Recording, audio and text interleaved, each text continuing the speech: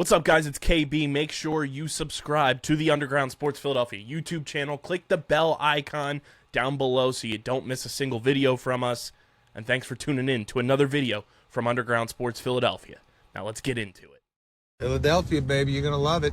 Best sports fans in the world. Actually, the worst, but that's what makes them the best.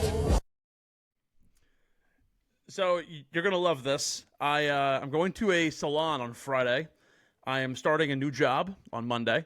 And I was like, I should probably get a haircut and try and tame this mane before I enter a new workflow. Well, I met my friend's cousin at a new Thanksgiving Eve bar run, and he had hair like down to like his fucking shoulders. And I was like, yo, Robbie, like I need to go to a salon. Where do you go? He goes, yo, go to my dude Vinny at this place. I go, perfect. Apparently Vinny's bald. But he's a gay hairstylist, so I'm gonna hope that it was just a really tough situation with his father's genes or his mom's genes, and that's it. Well, he goes, oh, be sure to tell Vinny your muse. Like, what do you want to look like? I chose one person instantly, and you're going to love it. It is a Philadelphia legend. Philadelphia legend. Kelsey? No. I should preface this. He's not an athlete. Okay. A Rocky? No. Think of handsome men with beards and long hair. Me. You left the ladder. I used to have the ladder. Used to be down to my shoulders. Really? Yeah. When I was 15 and I played football, I thought it was like fucking Clay Matthews with my hair flowing out of my Psycho football behavior. helmet. Philadelphia long hair beard legend. He's recently gotten into the cheesesteak game. Bradley Cooper?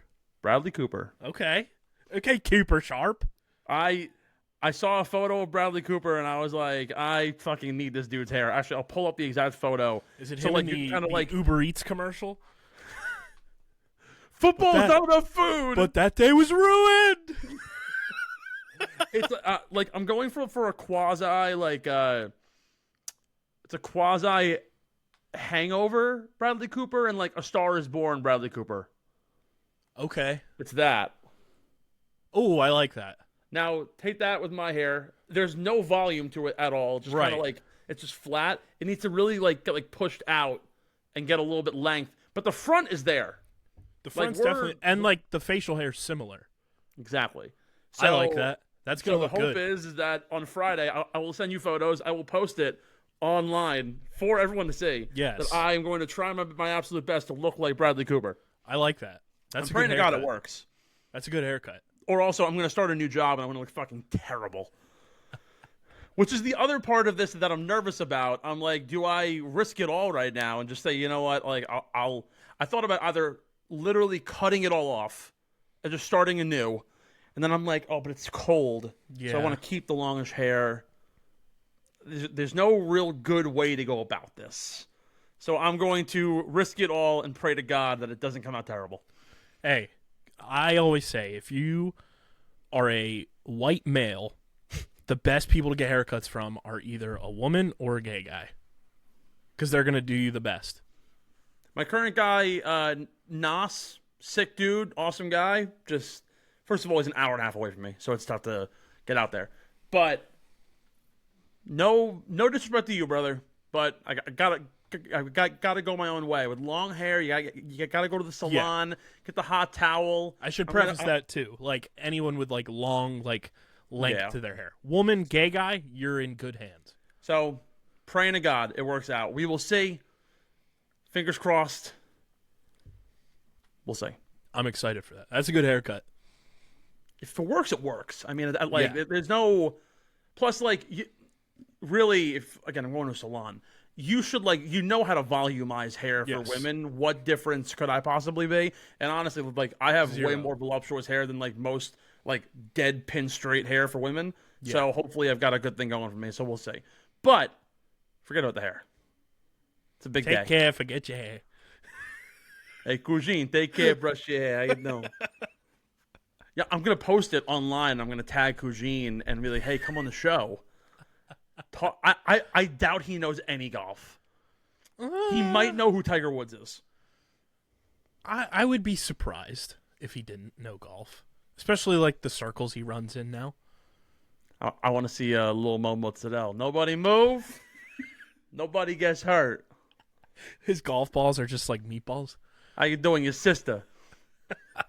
Yeah, your sister and your mother.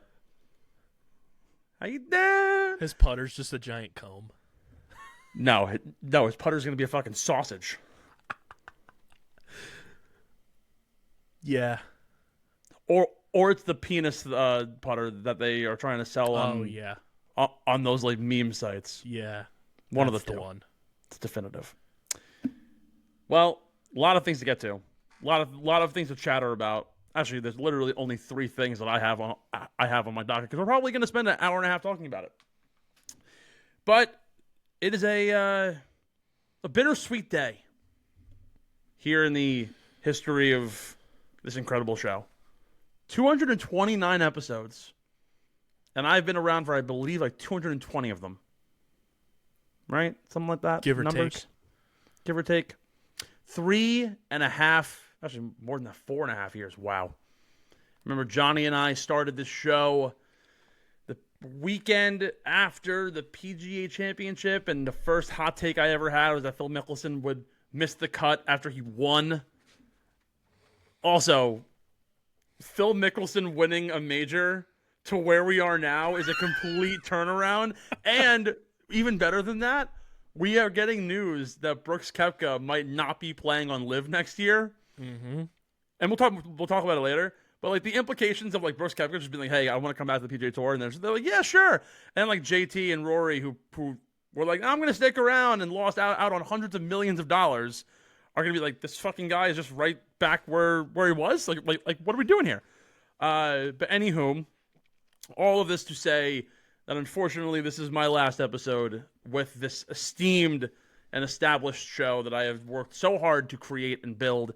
And I'm so happy for all of you who have listened to me for all of these years talking about irreverent bullshit and trying to convince you that certain things are in fact real in the world of golf, whether or not they seemed fake, very much like Scottie Scheffler getting arrested, or they seemed real, like when LIV Golf got John Rahm live on air and we were melting in our boots thinking, is LIV Golf going to take over? And actually, funny enough, Scott O'Neill in an interview with Golf.com was like, we are the dominant world golf tour. No, you're not. I don't know about that, Jim. No. Sorry, Chief. Scott O'Neill is probably saying the same thing with the Sixers and everybody else. Oh, yeah, trust the process. Yeah, it's the same shit, dude. It's all done. It's dead. No, if Scott O'Neill was comparing it, he'd be saying that the Big Three is the predominant basketball league. The Big Three league of Steven Jackson and his cronies. I watched that the other day. It's a horrible product. Oh, it's so bad. It's the ultimate retirement league. You know what's, speaking of retirement league, as I'm retiring from the show, look who's calling.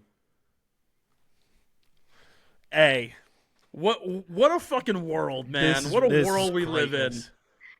What a world we live in that in the dawn of my final show, you call me. Hi, Steven. How are you? Are you on the podcast? Yes, very much so.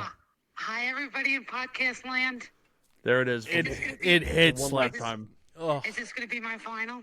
Well, I will be making guest spots in other capacities with the show. Actually, I'm literally talking about what the plan is now for me. So someone's going to take over the show. Hopefully, we'll find somebody to give you more content. We have a few weeks until the beginning of the new tour calendar, and it kind of, not that it helps us that there's wildfires in Hawaii, but we get an extra week. So I think sort whoever of takes over this show has to get your mom's phone number, and she still has to call. Definitely. Yeah, Definitely. Whoever's Calling in. the Treaty Mac voicemail hotline is going to be hot and ready to go. It's going to be like a little Caesar's pizza. Pizza. I love it. Well, I just want to tell you, I just wanted to say I've loved listening to you from your podcast days, from college till now. Your voice, your perspective, your passion has been such a constant. You're so knowledgeable and you're inspirational. So I'm really going to miss hearing you, and I'm proud of you, but I'm excited for you as you move forward into your new job. I am going to be around, though, covering college basketball, some college football, some baseball, if you will have me and allow me to shit on the Phillies. I love A it. top I could talk secret shit about the project. Giants, too, because they're a freaking mess. We could talk about literally anything. I just no more golf, unfortunately. But thank you, Mom. I appreciate it. All right, I'm going to let well, you go. Good luck as you continue on your dreams, and hopefully I'll hear you again on the radio. And good luck, everybody else in the podcast. And We love you, Judy Mack. Say something hype for the youth. Oh goodness!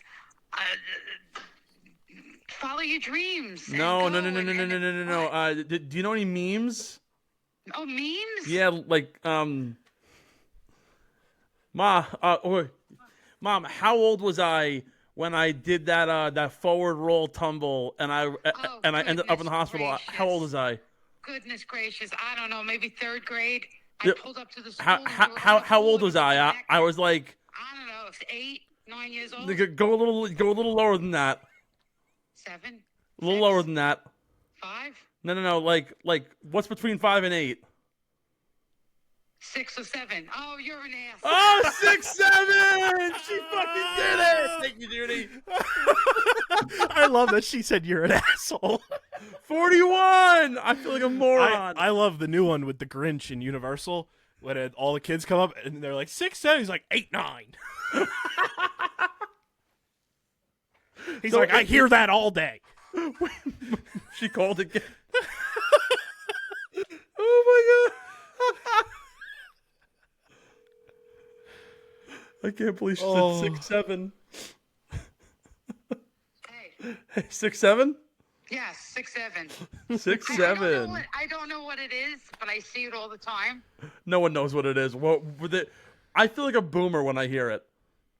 I don't know. I don't know what it is, but I see No one it, knows so what it means. Whatever. 6, But 7. it's provocative. 6, 7. Oh, that was great. You called me an ass. That's terrible. I'm sorry. No, it's okay. You know I love you. You know I love you. Yeah, okay. All right. You enjoy the rest of the show. All right, thank you. We'll do. I'll Bye. talk to you soon. Bye. That was incredible. I've had so much Hoopify on my timeline, and my friend Sean fucking hates Hoopify. He goes, that guy at overtime. He never blinks. No. And finding out, we've known about Hoopify for a while because me, John, and Sean will play Fortnite like all the time, or we used to, and it was always like stupid memes, and it was like, oh, like Baby Gronk's rizzing up Livy Dunn, and as his content's developed, I remember he was trying to move to New York because he was interning with Barstool, and he posted on like a New York renters like page on Facebook. He's like, oh, I'm so and so. I was a college athlete at UMass Lowell. I'm like, wait, that's fucking Hoopify. He played lacrosse at UMass Lowell. He should be on. I on know. OTP. He ended up working at the Chicago office for Barstool in the summer.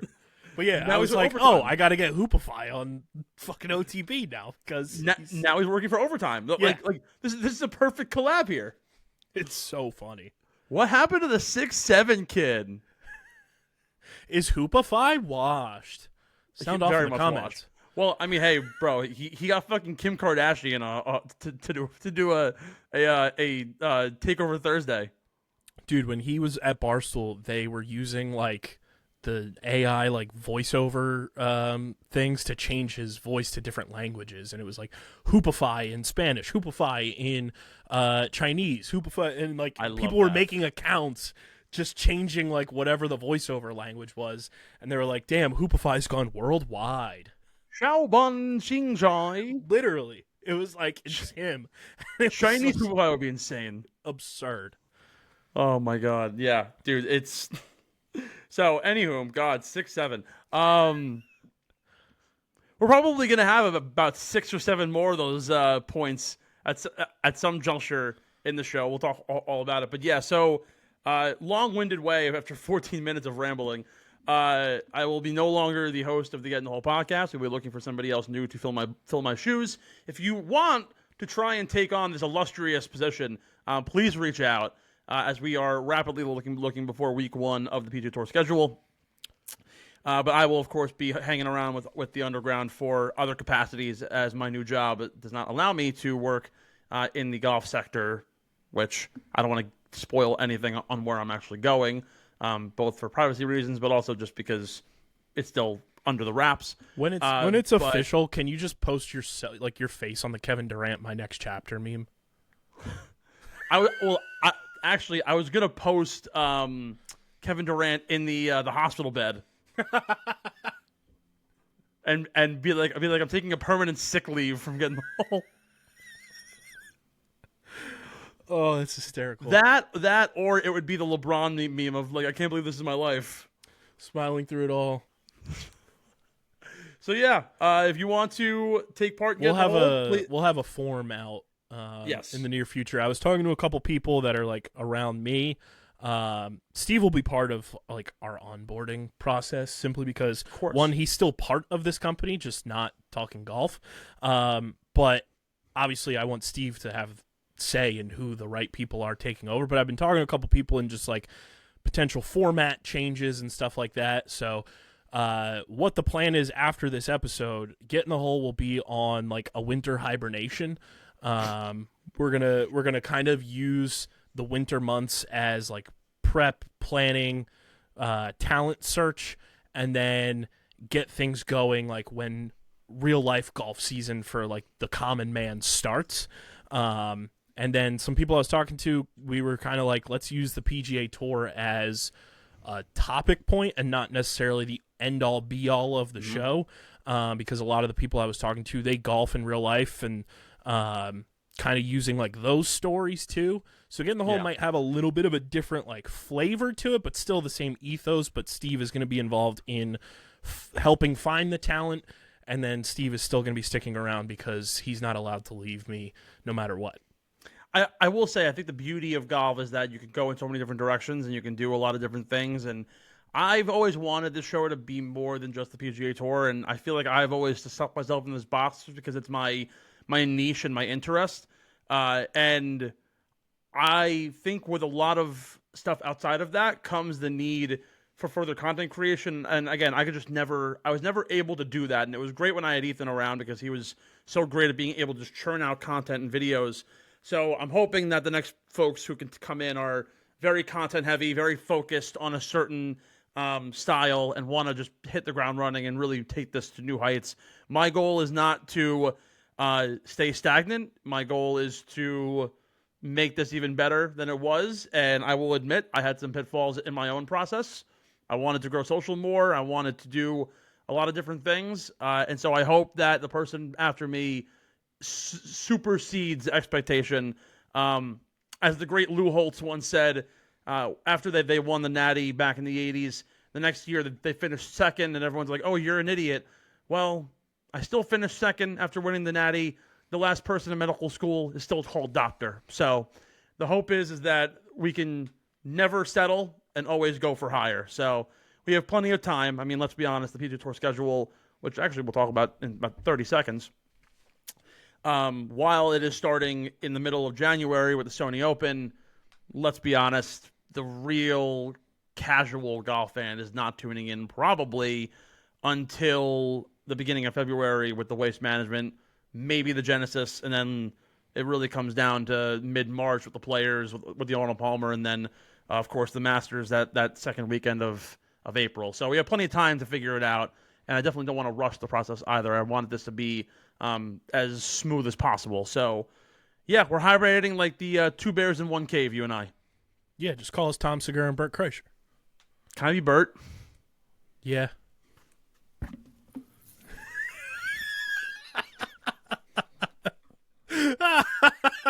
My wife's on the couch listening to an audiobook, and she is just thoroughly confused by why my shirt is off.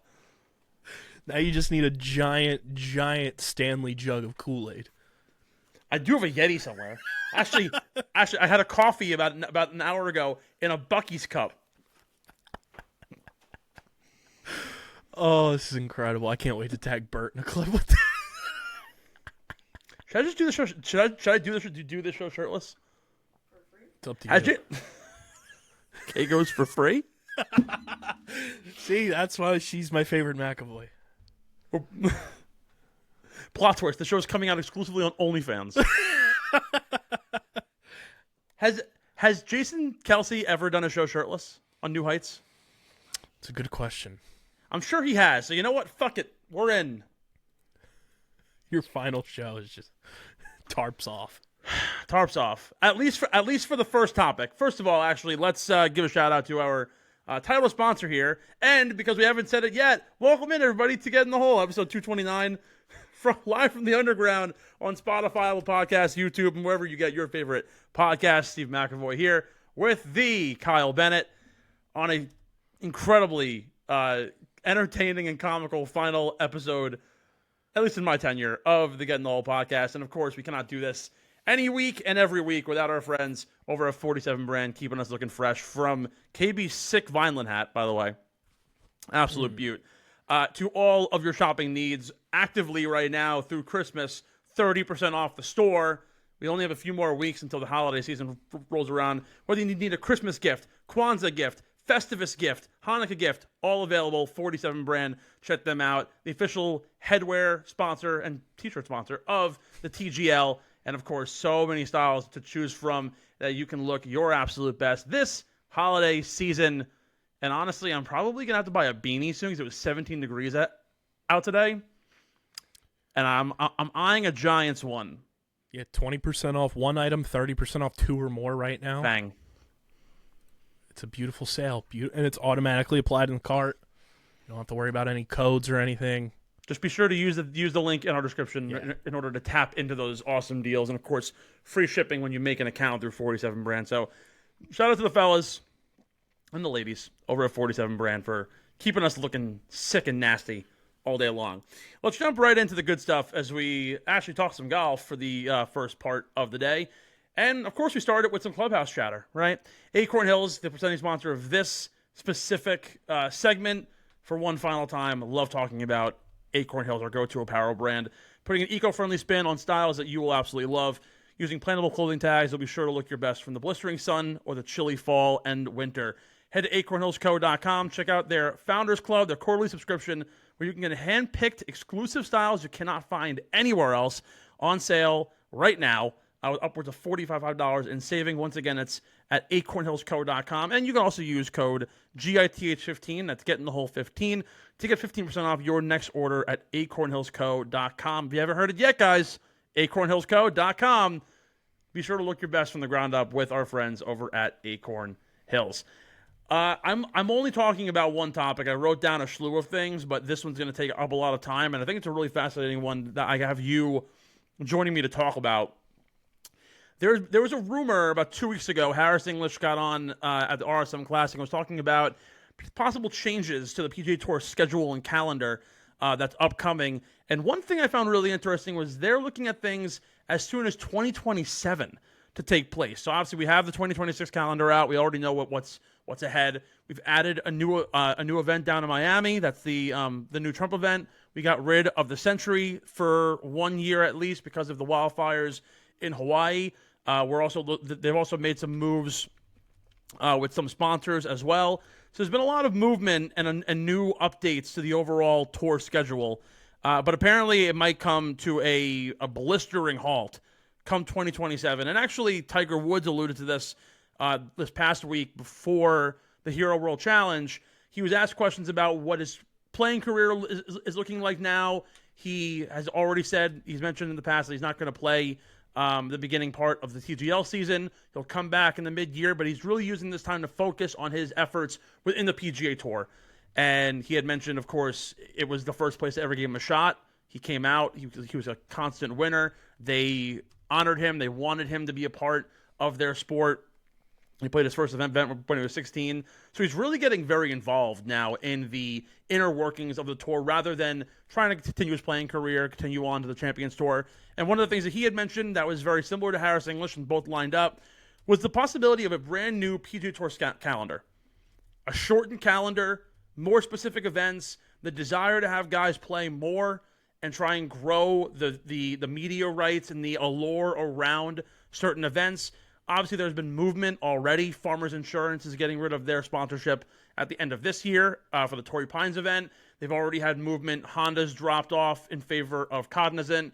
They've had movement with Valero possibly dropping off. American Express trying to move. AT&T currently has 2 events. That one of them might be on the block.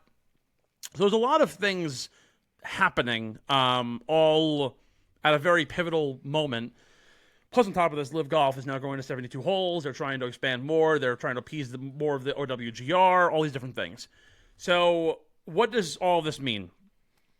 The rumor is a 20 to 22 event calendar. Currently, including majors, there are 33 events in the regular season. There's an additional 10 in the fall. And the fall will stay exactly as is. We already know the fall also is going to be getting a new event, the Good Classic, as well as another event in Asheville, North Carolina. So they're actually expanding the fall, which is great. That only means more for the guys who are fighting for their tour cards.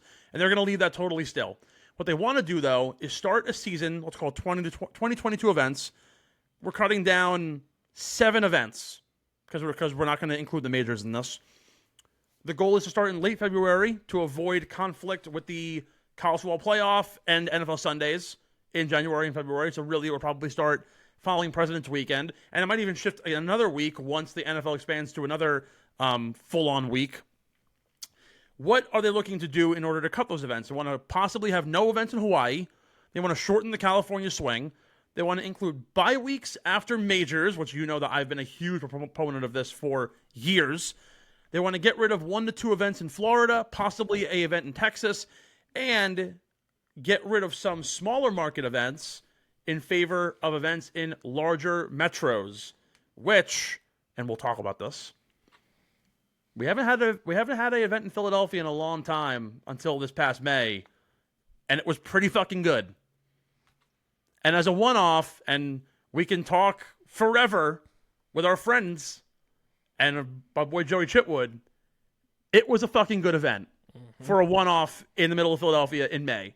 Weather was beautiful outside of that one day of like really bad rain on like I think it was Friday. It was overall a tremendous pouring out. Keegan Bradley prior to the Ryder Cup was like, I'd love to come home and do this. Cameron Young was probably said more words to us in 5 minutes than he said the entire year about how he loves playing in the Northeast. Daniel Berger said he really enjoyed it. Like a lot of these guys were Novak, jazzed Homa, Ricky. Exactly. They were all jazzed about playing in the Northeast and having more of these events. So new events in bigger metros. I mean, New York's going to have a major next year at Shinnecock, which hopefully I'll be there, boots on the ground for you guys if it could be. We'll have Shinnecock, the PGA, and the LPGA are coming back to Bethpage. So New York might not get an event, but Philadelphia is in the mix here. Boston is in the mix. New Jersey, even like the Maryland area kind of sort of counting towards the Northeast. Outside of the one-off year that the Wells Fargo, now the Truist, was at Potomac instead of down at Quail Hollow, there's potential to have these cities, Pittsburgh even as well, to hosting larger scale events. You might be seeing TBC Boston back in the fold, Ridgewood Country Club, Liberty National, places like that used to host the Barclays and the WGC events. So what does this mean now? We got to cut 7 events. What would be on the chopping block? First of all, and I want your opinion as we kind of walk through this, it's kind of clear what events are staying, what events are going, right? If you look at the California swing, like, you're not going to get rid of the Waste Management. You're not going to get rid of Pebble. You're not going to get rid of the Genesis. Those are 3 events that are going to stay.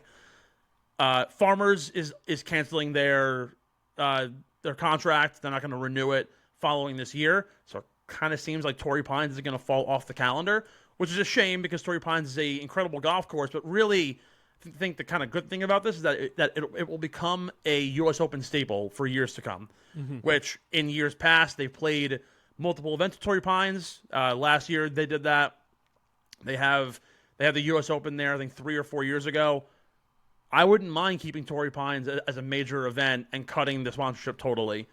The Century and the Sony Open, if they get rid of both Hawaii events, I mean, they're going to have one this year. Are guys going to want to go for a 2-week vacation to Hawaii? It's almost not worth it for them. You might as well start the year in California, particularly if you're going to start in late February. The first week of the year would be the Waste Management. So realistically, I think right there's 3 events that you're looking at: the Farmers, the Century, and the Sony. If you want a 4th, it probably would end up being the Amex, which large-scale sponsor, don't know if it's worth it. But moving across different golf courses, it might be in the best interest of the tour to only keep 3 or 4 events in that Arizona-California swing, first off.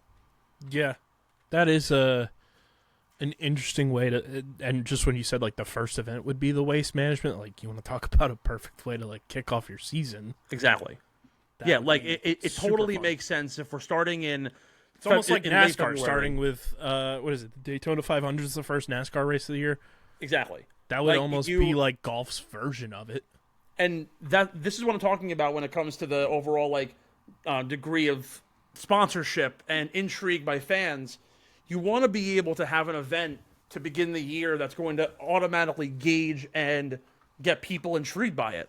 And what's the best way to do it than have the biggest party on the PGA Tour kicking off your season? Everybody wants to see big time excitement. And plus, we mention it yearly on this show. The PGA Tour schedule, if you look at the way it's structured, right? When you start at the Waste Management, and then you go to Pebble, then you go to the Genesis, then you go to Florida, the bulk of the calendar, the really hardcore part of the calendar, starts in that like mid-March frame. Mm-hmm. If you get rid of the Farmers, the Amex, and both Hawaii events, that's 4 events right there. You're really cutting down a lot of the California swing, particularly, but there isn't a lot of movement given to you in the Florida swing in that midseason, particularly if you're going to bring back events to larger metros. And I honestly kind of love the idea of a late February start, Waste Management, to Pebble Beach, to the Genesis, and then into Florida where you have Bay Hill, the Players, the Valspar, and then right into Texas, and then on to the Masters. So let's say we have 4 events already cut off. We now have to hit 3 more events. Currently in Florida, the way the swing currently operates is immediately following the Genesis, they go to Tampa and play the Cognizant, Palm Beach and play the Cognizant. They go to Bay Hill for the Arnold Palmer. Secondary to that is also the Puerto Rico Open, which probably would not move. The Players is immediately after that, followed by the Valspar. The only 2 events that I could clearly see them cutting would be Cognizant or the Valspar, because you're going to have the API, the Players, and now they're also adding an event in Miami at Trump's Golf Course in Doral. So there's no way that you can cut both of them. You'll probably cut one of them. Cognizant is the new sponsor on the block, but I think Innisbrook and the Valspar is a better golf course. Mm-hmm. So I think it would make sense to cut the Cognizant. Even though it's at PGA National, Valspar is a better overall, I think, sponsor to have, A, and B, a more historic golf course to work in. Yeah. And I think a big part of that is going to, obviously, cash rules everything around me. It's going to come into, where sponsors want to be, and that's going to play a big decision in all of this. And then also on top of that, too, following the Florida swing, you have 2 events in Houston. You have the Houston Open, and then the Valero. I don't know if you can get rid of either one of those events. I mean, the Houston Open played at Memorial Park, a public golf course. It brings a lot of attention to the Houston area. They could chop off the Valero because it's really only an event for Masters hopefuls to get into the field. I mean, we've seen it happen in the past. That guys win at the Valero and get thrusted right into the Masters. But a week off before the Masters wouldn't necessarily be the worst thing in the world. And then, of course, you go to Augusta. With that, if we're cutting off, let's say, those 4 events in California and Hawaii, you cut off one of the events called the Cognizant. That's 5 of your 7. We're now also looking at bye weeks after majors. That means the RBC Heritage is in danger. I don't think it's going to move. RBC is a great sponsor, so they're only going to push that back a week. What comes immediately after the RBC Heritage? The Zurich Classic of New Orleans. It's a good event, but do we want a team event? I don't think so. I think the RBC Heritage is going to jump over and take over the Zurich Classic of New Orleans after the bye week. Again, we have the Miami event immediately after that. Then we go to May. We have the Truist down at Quail Hollow. That's not going anywhere. And then it's the PGA. Immediately after that, the Byron Nelson. Another event that has now been taken over by the CJ Cup, but it's kind of an alternate field event. It's not a big-time tour event, particularly when it's wedged between the PGA and the Charles Schwab Challenge. I think the Byron Nelson gets cut out. And now really that suffices your overall schedule, because on top of that, the Travelers follows after the U.S. Open. The Travelers will then jump over, which would fall right in line with the John Deere.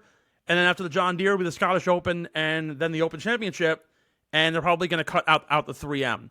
So I think the events that are probably going to go will be some combination of the Sony Open, the Amex, the Farmers Insurance Open probably will, the Cognizant, the 3M Open, the Byron Nelson, and the Zurich Classic. Those are my 7 events that I think I would chop from the calendar.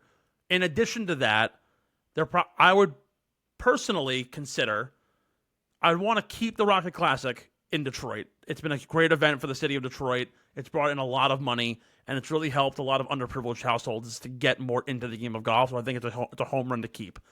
The Scottish Open is going to always stick around because it's the preview match before the Open, and a lot of players like playing in it. So they'll end up keeping that. I think the Canadian Open and the Memorial, of course, will stick around, as well as the Charles Schwab Challenge.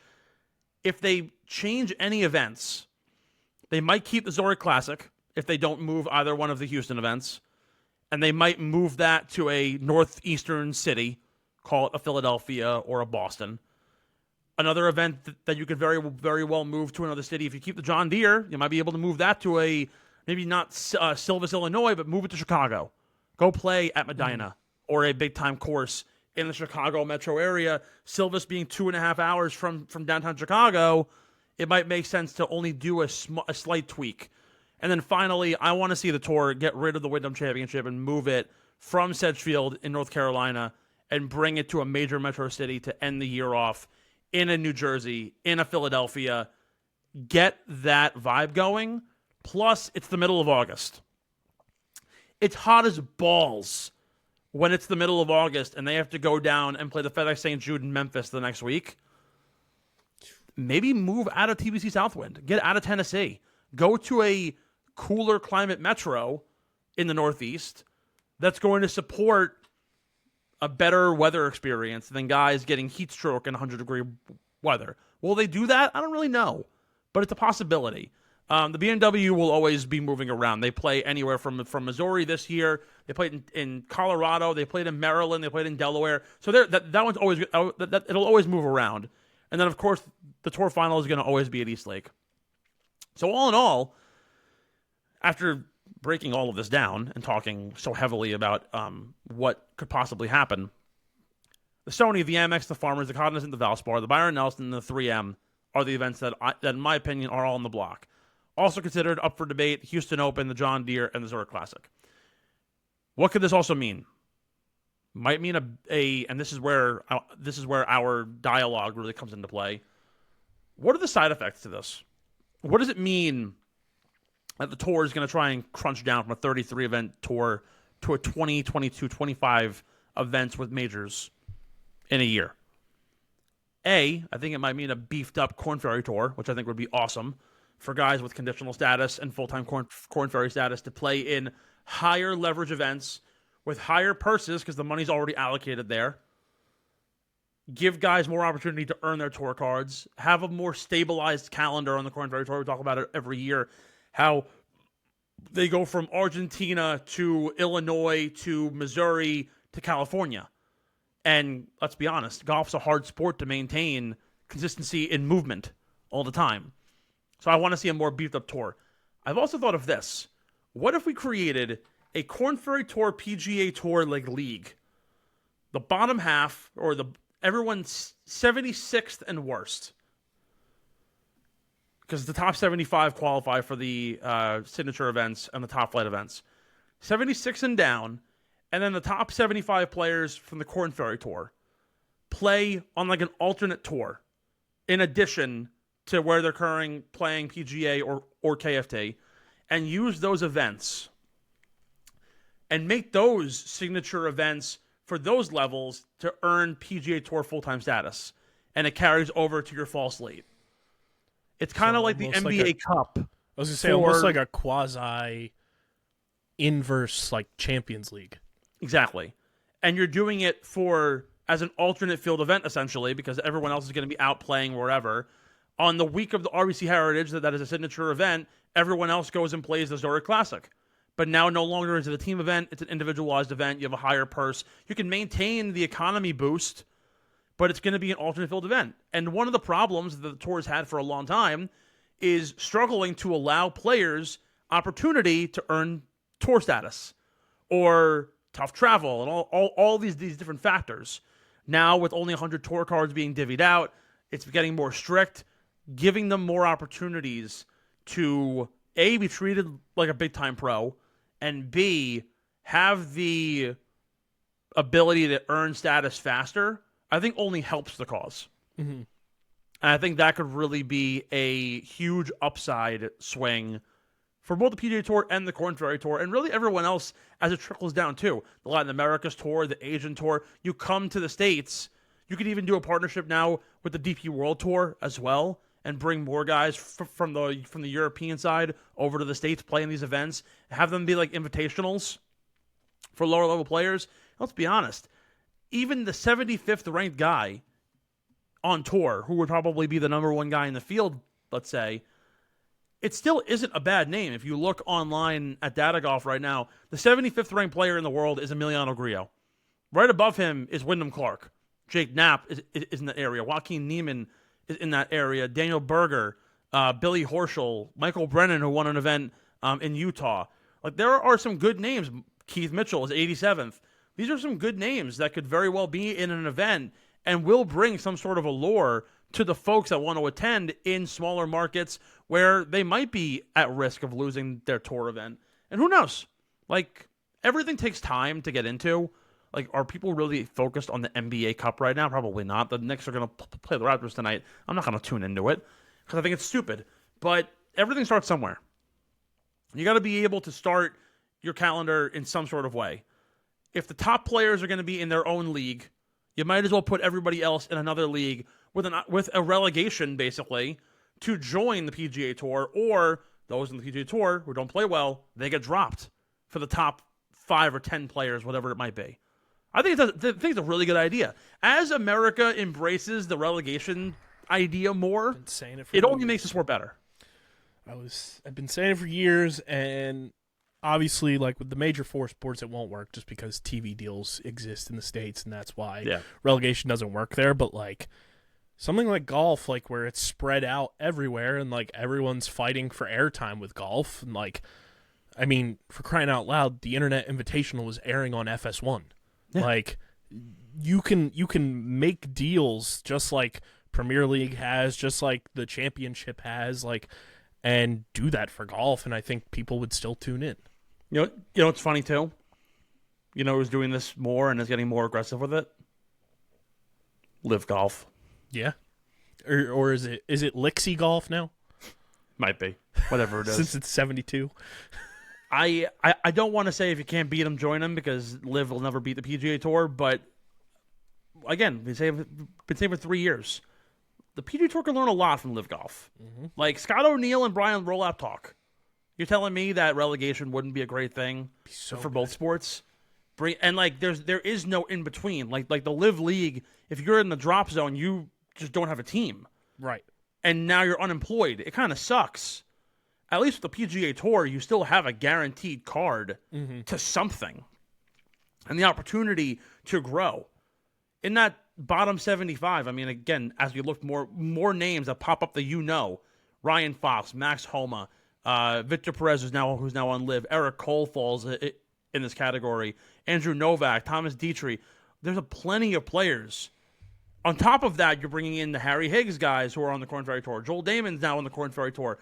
Neil Shipley was on the Korn Ferry Tour. All of these big-time college names that are starting their careers on the Korn Ferry Tour are going to be at the top upper echelon of that. So you're also going to be able to see possible superstars that are going to be on the PGA Tour calendar very soon, getting their start in this quasi-Champions League for Korn Ferry PGA hybrid. I think it's a really cool idea. I agree. I would like to see that, it would work. That's the thing. Like you can talk about it with so many different sports, and like you can present it, but it won't work like in essence of like it actually coming to fruition, it would work in golf, and it would be cool to see, because I think then you get more eyes on golf from the competitive aspect, and people wanting to like, people love, as much as we love successes, we also love failure as humans. Yeah. It's just inbred in our DNA. No matter who you are, people will tune in to watch, a final event of a year to see who's going to drop down and who's going to get promoted. It's just, in essence, how human emotion works. And if that were the case with golf, where it's just an individual too, it's not like a full team where like you can make changes and boom, you're up back again the next year. It's an individual. That person has to work on their game for an entire year at minimum to make sure that they are able to get back up into the top 75. And that would be fascinating just from a work ethic perspective of an individual athlete. And not for nothing too, like the fact that a lot of this is spurred by the idea of you're still going to be able to make money is a really valuable proposition, particularly for younger guys who, I was watching it, and this is another topic that unfortunately we just can't get more into, but James Nicklaus is trying to qualify for the PGA Tour.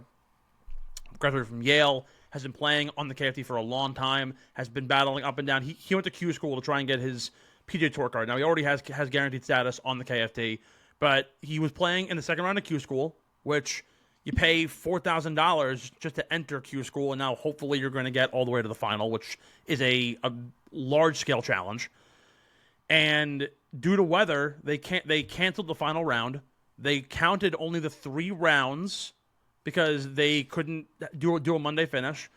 And he had played 13 holes on Sunday. He was qualified for the final round of Q school.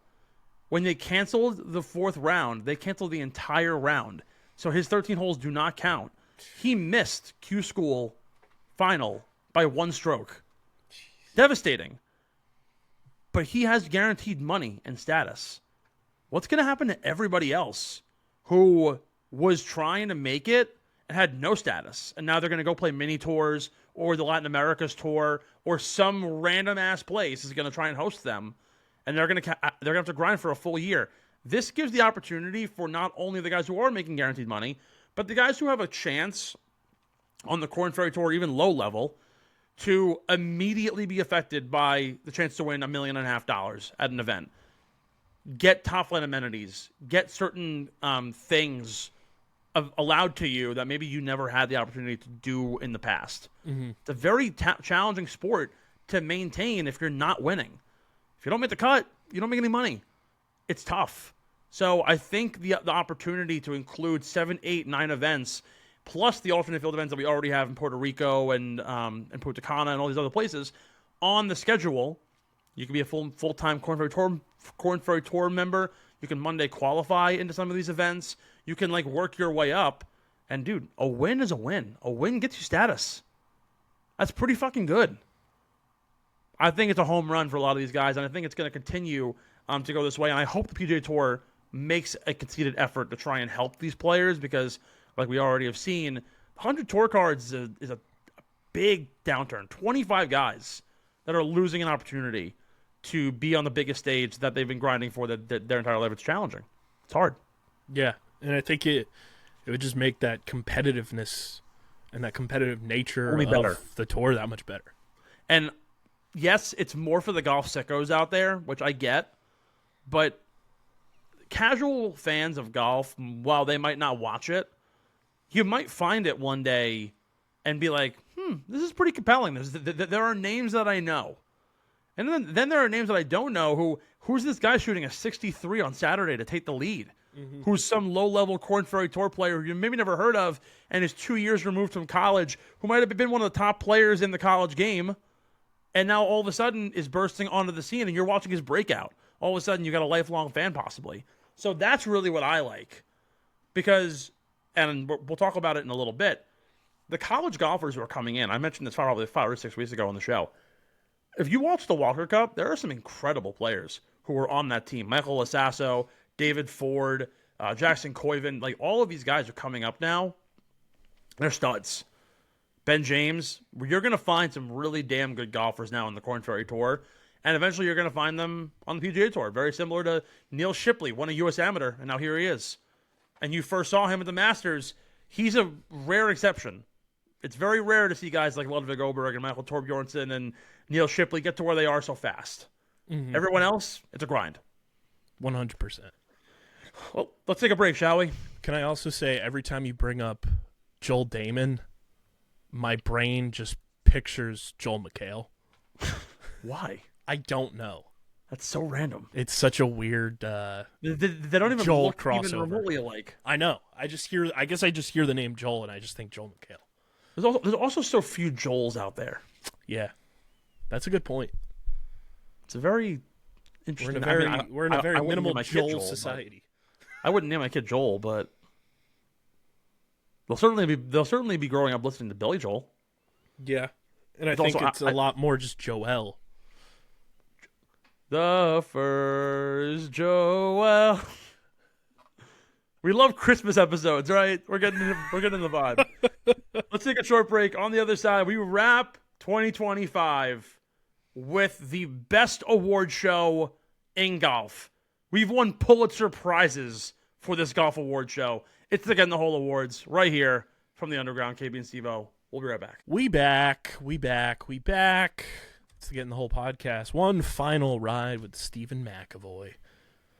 It's going to be a damn good one. We got a lot of sick topics to discuss. And honestly, some things that I know you're going to love.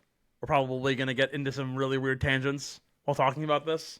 I do love, though, that even though it's your final golf podcast episode, I do love that even as you venture on, as your mother so eloquently put it in the first half of the show, I do love that you're still sticking around and still want to make content with us goofballs here, because you are a part of this ecosystem, and it would have really shattered my heart and my innards if I had to fully relinquish my Stephen McAvoy intake on a yearly basis. So I'm glad you're sticking around in a different capacity. And I will be happy to come to Philadelphia and shoot some content doing basketball or World Cup for next year, or maybe some lacrosse tournaments coming up soon. We've got a lot of things on the docket that I would be happy to. We got Olympics in a couple months. Actually, spoiler alert, stick around to the end of the show, because we're going to talk about what might be my next venture in the underground. We're going to talk about how fucking shitty the CFP is. We got Olympics in a couple months, too, that Stevie Max exactly. I'm going to talk about fucking bobsledding in Milan. We should go to Milan. Let's go for the Olympics. Let's go live in the village. Speaking of next ventures, I'm allegedly going on a family vacation in 2027, so... Where are you going? Allegedly, we're going to Italy for 2 weeks. You're going to like Lake Como. You're going to Florence. We're going up and down everywhere, and I didn't know that my DJ found out about this vacation before I did. Okay, just to put in context how wonderful the communication line is in my family. DJ was here for PLL and found out about this family vacation before I did. Did he get the invite? Not that I'm aware of, but it wouldn't shock me if when we show up to the airport when this is allegedly happening that DJ is there. I would be offended if I don't get the invite, though. I was like, Mom, I run an internet company. You need to give me such an advance notice. Not only are we going on vacation, we're leaving the country. I'm going to be in a different time zone. Boots on the ground in Italy. Boots on the ground in Italy. Dude, I'm going to have to bring a microphone and my laptop, obviously, for certain things, but... Company trip. It's in the middle of the summer, heart of PLL season. Oh, yeah. The year before the Olympics, too, mind you, that we are fully trying to go to LA for the Olympics because lacrosse is going to be in the Olympics. I was like, I need to make sure I have the right pieces on this chessboard in place to, manage things while we're away. And she was like, well, you have a lot of people. I was like, yes, Mom, but do you realize I am both Ringling and Barnum and Bailey running this fucking circus? I was like, I have a circus act going on with my gaggle of goons that I have to entrust while I am out of the country for 2 weeks, allegedly, because I was like, now you're putting even more nerves on my plate. I was like, not only do we have MLB All-Star Game and World Cup in 2026, but then I'm leaving the country for 2 weeks, allegedly, in 2027, and then we have LA Olympics in 2028, and I have to plan for all of that. You know, Hugh, you're doing great. All you need is Zac Efron and Zendaya, and you're all set. Run the show. I was like, I'm gonna have an aneurysm before I even get on that plane. You know what? As a gift to you, I'm gonna find you Dumbo. We're gonna resurrect Dumbo. Paul Feinbaum? What's that? Notre Dame should have been in the playoff? Yeah, Alabama. Fuck you, dude. Alabama deserved to be here more than anybody else. Okay, Paul Feinbaum. I want to fucking punch him through my screen. Fucking shit. Every fucking time Notre Dame is mentioned, he's like, oh, those scumbags.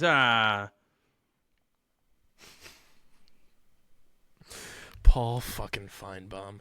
Why does everyone hate the Irish Catholics? What did we ever do to deserve this hatred? Hey, beats me. Anyhow, the Pulitzer Prize winning Getting the Whole Awards. Should be the Getting the Whole Honors, but we'll call it the awards this year. Presented by our friends over at Kenwood Beer, because how can we not support ourselves without a sponsorship from the boys over at Kenwood Beer? Everyone needs that one great beer for literally any occasion. Well, I have you covered, because I have been spending the entire holiday season. From Thanksgiving Eve, I put all my friends on at the pregame to Kenwood Beer. To the point that I had a friend literally go to Jersey City, get Kenwood Beer, and bring it to his family function in the city. They are producing the most refreshing, crisp, cool lager ever since the original lager was created. I swear to God, it is the absolute best.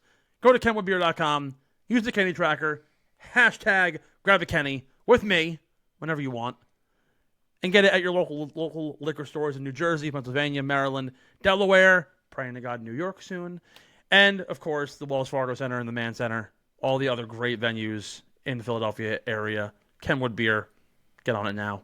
They just did a collab with Cobbs Creek Golf Course. Fuck yeah. And the We logo love the collab. looks sick. It's like at the golf course, and it looks so cool. Do you have a logo for me? I can send the Instagram post in the chat for you. Yeah, shoot it on over to me. That's some hype shit. It's a sweet tap. Oh, what the hell is this? So, before we start here, I have to. I want to ask you this: what is the best Christmas film? Mine is It's a Wonderful Life. That's my number one Christmas movie. Classic. I love that movie. It's something I watch every year. I sob my eyes out every Christmas season watching that movie. It's just so perfect, especially for when it was made and how just it's the best. But in the non serious Christmas movie, what is my? I always go back and forth between original Home Alone and I'm just a sucker for the old school claymation stuff too. I love Rudolph. I love original Frosty. I love all those that era movie. Just because again, I'm always fascinated by how they were able to do that animation style way back when, and just how awesome those movies are. I also love The Grinch. I have a fun one for you.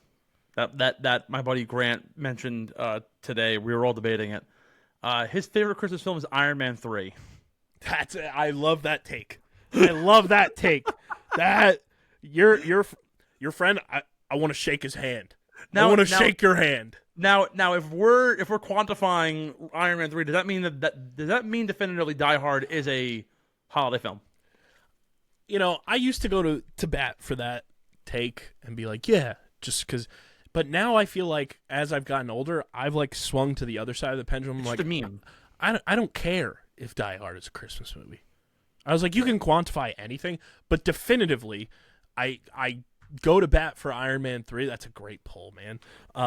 Because Iron Man 3, when it was originally released, came out in May of 2013.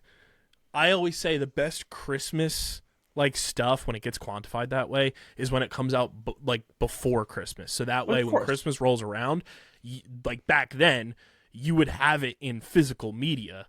So like it came out in May of 2013. I guarantee when it went to Blu-ray and DVD, it was out by Christmas time. So then when it got like put back into everybody's like frontal lobe of Iron Man 3, you were watching it at the specific seasonal time. You know what my favorite like holiday film is? That's like it's not, it isn't Christmas. It's more Thanksgiving, but like I feel like you could watch it on Christmas and like it kind of like makes sense. It's Planes, Trains, and Automobiles. I love that movie. Great film. It's so good. All timer. Let me ask you this: what's your favorite film for Arbor Day? The Lorax. That's a good answer. That's what everyone said. I immediately read Arbor Day and I'm like, are we considering weed, trees? And I was like, oh, Pineapple Express. The Bob Marley biopic. I haven't seen it yet. I haven't either. I need to watch that and the Ray Charles one with Jamie Foxx. I watched A Complete Unknown. That was a really good film. Chalamet is just a fucking god. He's awesome. And I need to watch Springsteen. Yeah. Are you a Springsteen guy? Even though he's like North Jersey. I don't know. It's the same way I quantify myself as like I like Taylor Swift, but I'm not a Swiftie. I like Bruce Springsteen, but I'm not like a Springsteen guy. You're not from the part of New Jersey. Like and granted, like he was like 40 minutes away when he grew up. But like everyone on Long Island is like Billy Joel. That's our guy. He's from Long Island. He's born and bred. He sings about it. Like Bruce Springsteen does that, but it's Asbury Park. It's northern New Jersey. Like you're very Philadelphia, where northern New Jersey is like its own thing to New York. Kind of similarity. Yeah. Which like you align more with like Philadelphian artists. Yeah, like Meek Mill, naturally. Lil Uzi Vert from the rap game, Eve. Who's that girl? Hey. Yeah, who else? Well, speaking of Philadelphia artists, I was at a Chamber of Commerce meeting, Steve. I'm with the people of class. You're like fucking Tommy Shelby going to the House of Lords. I got invited by one of our sponsors, and I was talking to one of the guys there, and he gets to talking about his son and how his son is a musician and everything, and I was like, okay. Come to find out, Steve, you won't know who I'm talking about, but I haven't been able to voice this on any of our shows yet. So back when the Phillies were going on their original run, 07 to 11, more specifically like 08, 09, there was this band called Major League who did like they were like on all the Red October commercials. They were like emo pop punk type band. The song was amazing. It was called Hometown Heroes. And they synced it up to all the highlights and everything. It was like old school, like mid 2000s, like typical sports commercial. And I had that song on my iPod Shuffle because I was obsessed. Wow, you're aging yourself. I had the gum stick iPod Shuffle. So did I. Yeah, like I was in the woods with that. I still have that song on my iPhone to this day. By the way, it's still in my Apple Music and everything. And then they just kind of like disappeared, and I had no idea like what had happened. I was like, damn, like they were pretty talented. Like I started listening to some of their other stuff. Mm-hmm. Talking to this guy, come to find out, his son is the front man of Major League. So what happened to them? So they had a record deal and everything, and the record company wanted to sign them for 2 more albums. They're in LA doing stuff, and the guy at the record company was like, hey, the contract is the same as before, and we're just adding the 2 albums. Do you guys just want to sign it now? Mind you, their agent at the time is now Patrick Mahomes' agent. Oh, I thought you were going to say fucking like Scooter Braun. No. Patrick Mahomes' agent was their agent way back when. That's a crazy correlation. Crazy come up. And he did all their legal and everything, like took care of them. Like they still talk to the guy to this day. Mm-hmm. He wasn't with them in LA at the time. They signed this contract. Come to find out, they signed the rights to all of their music away. Very Drake and Josh episode. Yeah. With Drake's song. So they're like, he calls the dad and says, you're not the first, you're not the last. Like, look up CCR, Creedence Clearwater Revival. They're the most notorious for that happening. So this year, I think it was this year or last year, rolled around, and it was like the 15th anniversary of their first album. And they were like, hey, we never put anything on vinyl. And, like, vinyl's really popular now and everything. Let's do a release of vinyl and just see what happens. And they probably had no, like, it wasn't included probably in the contract. No, like, their contract was done. So, like, this is, like, a long time now. Like, they all have, like, regular 9-to-5 jobs. They have families and everything. But they were like, let's put out, 400, like, presses of vinyl and see what happens. Steve, it sold out in 30 minutes. Are they big now? So that happens, and a booking agent calls them and says, hey, I want to put you on this show up in North Jersey.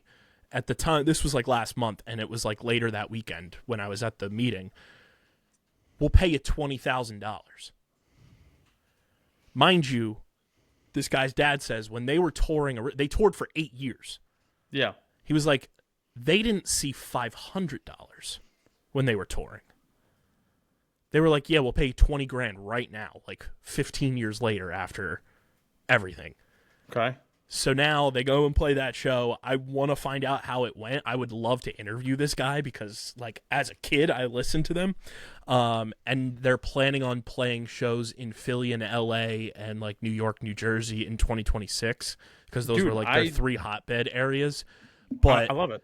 They all have, like, they were like, unless they get guaranteed, like, crazy money, like, they're all not just going to drop what their jobs are now to go tour and everything. But they were, like, insane that 15 years later, that just because they put, vinyls out for their anniversary of their album, some booking agent calls them and they get paid $20,000 to go play in North Jersey for the first time in, like, 7 years. So I found them on Spotify. It's so funny because, like, they also they have a full on, like, wiki page. Yeah, it says, like, band members, and it says, like, oh, their duration's 09 to, like, 14 or 16, and then 2025 to present. I love it. This is nuts. This is a great story.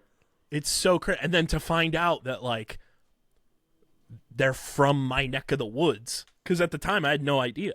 I thought they were just from, like, Philly or something, but to find out they're from, like, South Jersey is insane.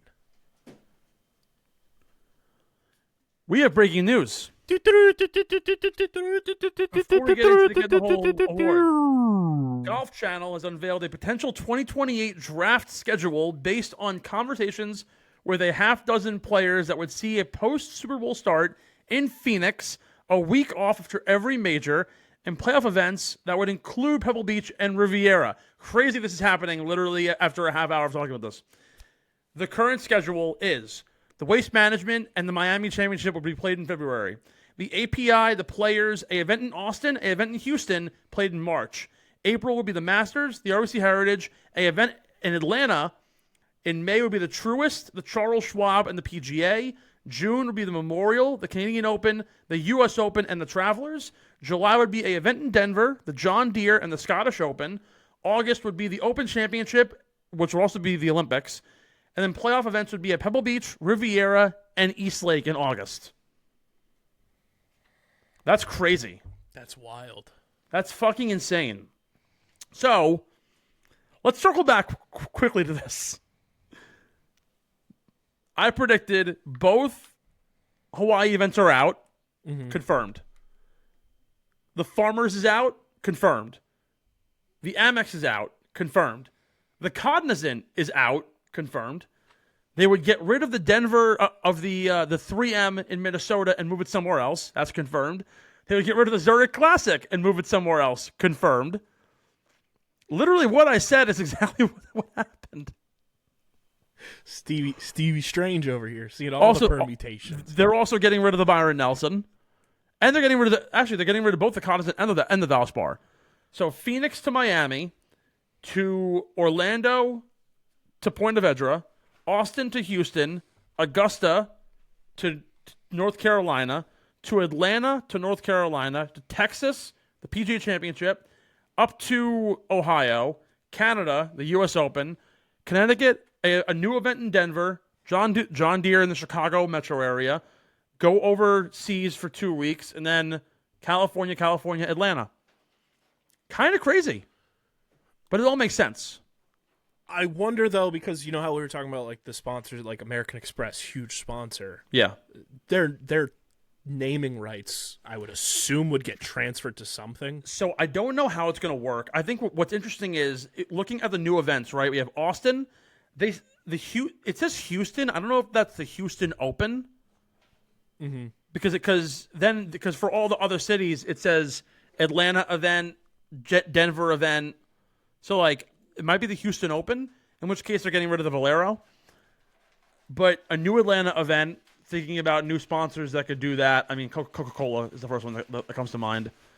All the airlines are based in the Atlanta metro. Chick-fil-A could get involved.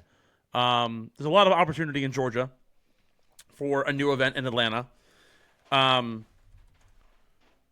New event in Denver, that could possibly see the Amex move over because it's close proximity to California, but I don't know who else would get involved there. But yeah, I mean, they're going to be losing the naming rights for... I wonder if Kroenke would get involved there. Maybe. Would make sense. But like, we're losing the naming rights right now for 3M, which has been a long-standing spot on tour. It used to be the Western Open in Denver. Mm-hmm. The 3M would certainly change over. We're going to lose Sony. We would lose Century Insurance, Amex. Farmers Insurance wasn't returning anyways. Let's see who else would be. Cognizant, we're going to drop. Valspar would get dropped. Valero, Zurich Insurance. Some CJ, because it was the CJ Cup. And yeah, and that would be the bulk of it. Oh, and also actually they would be getting rid of the Rocket Classic in Detroit, which doesn't make sense to me. Sponsor for the tour? What? Is State Farm a sponsor for the tour? I was just thinking of Atlanta. They are not. I wonder if because with Coca-Cola, because they sponsor the NASCAR race, I wonder if they would want something differentiated and not have the two confused. I think what's interesting is like Rocket Mortgage, which was a new event as of when we were starting the show. Rocket Mortgage is based in, they're based in Detroit. So odds are they probably wouldn't be moving to anything new. Mm-hmm. We still don't have a sponsorship yet for the Miami Championship at Trump's Golf Course. We don't have that yet, so that'll be something.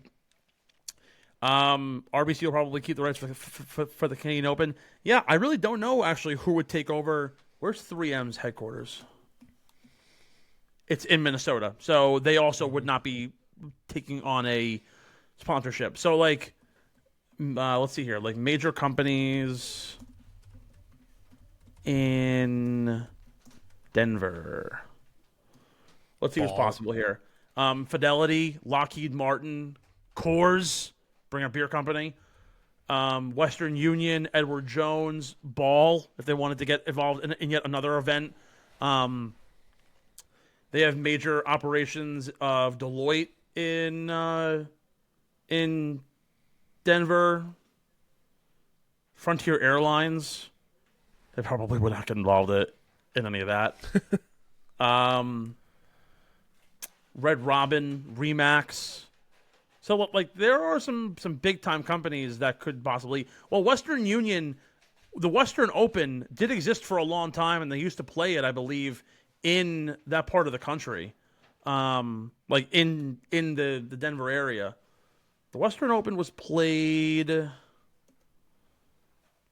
Actually, it's one of the oldest events in the history of the tour. Oh, actually, I'm sorry. It was played in Illinois for a while. Oh, the Western Open is now the BMW. But the BMW, if they're going to play playoff events in Pebble, which is still AT&T, Riviera, which is Genesis, and then the Tour Championship, which again, they also have like Coke's the major sponsor of that event. It could be interesting to see Western Insurance get involved in a Denver event because the BMW, like, they have to move the naming rights if they are going to if they're going to retain. Again, this is by 2028, so a lot of movement could happen, a lot of things could change. Yeah. But to have this framework of a schedule 1, 2, 3, 4, 5, 6, 7, 8, 9, 10, 11, 12, 13, 14, 15, 16, 17, 18, 19, 20 events with majors plus 3 playoff events. That's a tight schedule. And again, I hope this means a beefed up Korn Ferry Tour and a goal to get more opportunity for other players. That would be an absolutely massive jump. Anyways, hour 15 down. We gotta start hitting the rubber. To get in the whole awards, we begin our first award. Shout out to Kenwood Beer for sponsoring this awesome segment. KB, I give you the best shot of 2025. Drum roll, please.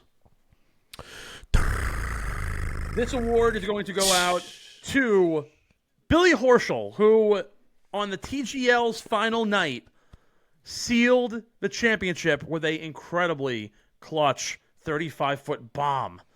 And the celebration was even better than the overall putt. We're going to link some of these videos in our description as well. We'll find those. We'll link those in, and so you'll be able to view them. But shout out to Billy Horschel for earning the first award of the Get in the Hole Awards, the best shot of 2025. Alternately, we also have the worst shot of 2025. And funny enough, it also comes from a member of the TGL, Kevin Kisner. I don't know if you remember this shot. I believe we were watching it live.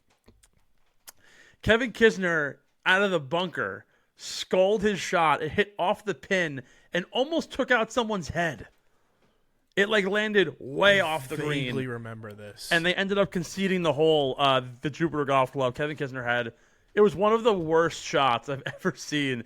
And he was like, "Oh, it's the sand." Nah, bro. Tiger's looking at him like, "Kev, just like it's not." Oh yeah, they just talked about this the other day on Golf Channel. Absolutely incredible. So yeah, that's the worst shot of the tour calendar. Our third award, shout out to Kevin Kisner. Our third award, the outfit of the year. And there's only one person who actually, if we had the award last year, he would have won it. And he had not only one outfit, not 2 outfits, but 3 outfits that I vividly remember being some of the best of 2025. The outfit of the year goes to specifically Jason Day at Pebble Beach with that insane Malbon Pebble Beach quarter zip. Malbon was actually in contention for the next award that we're going to give out, and they ended up just narrowly losing out.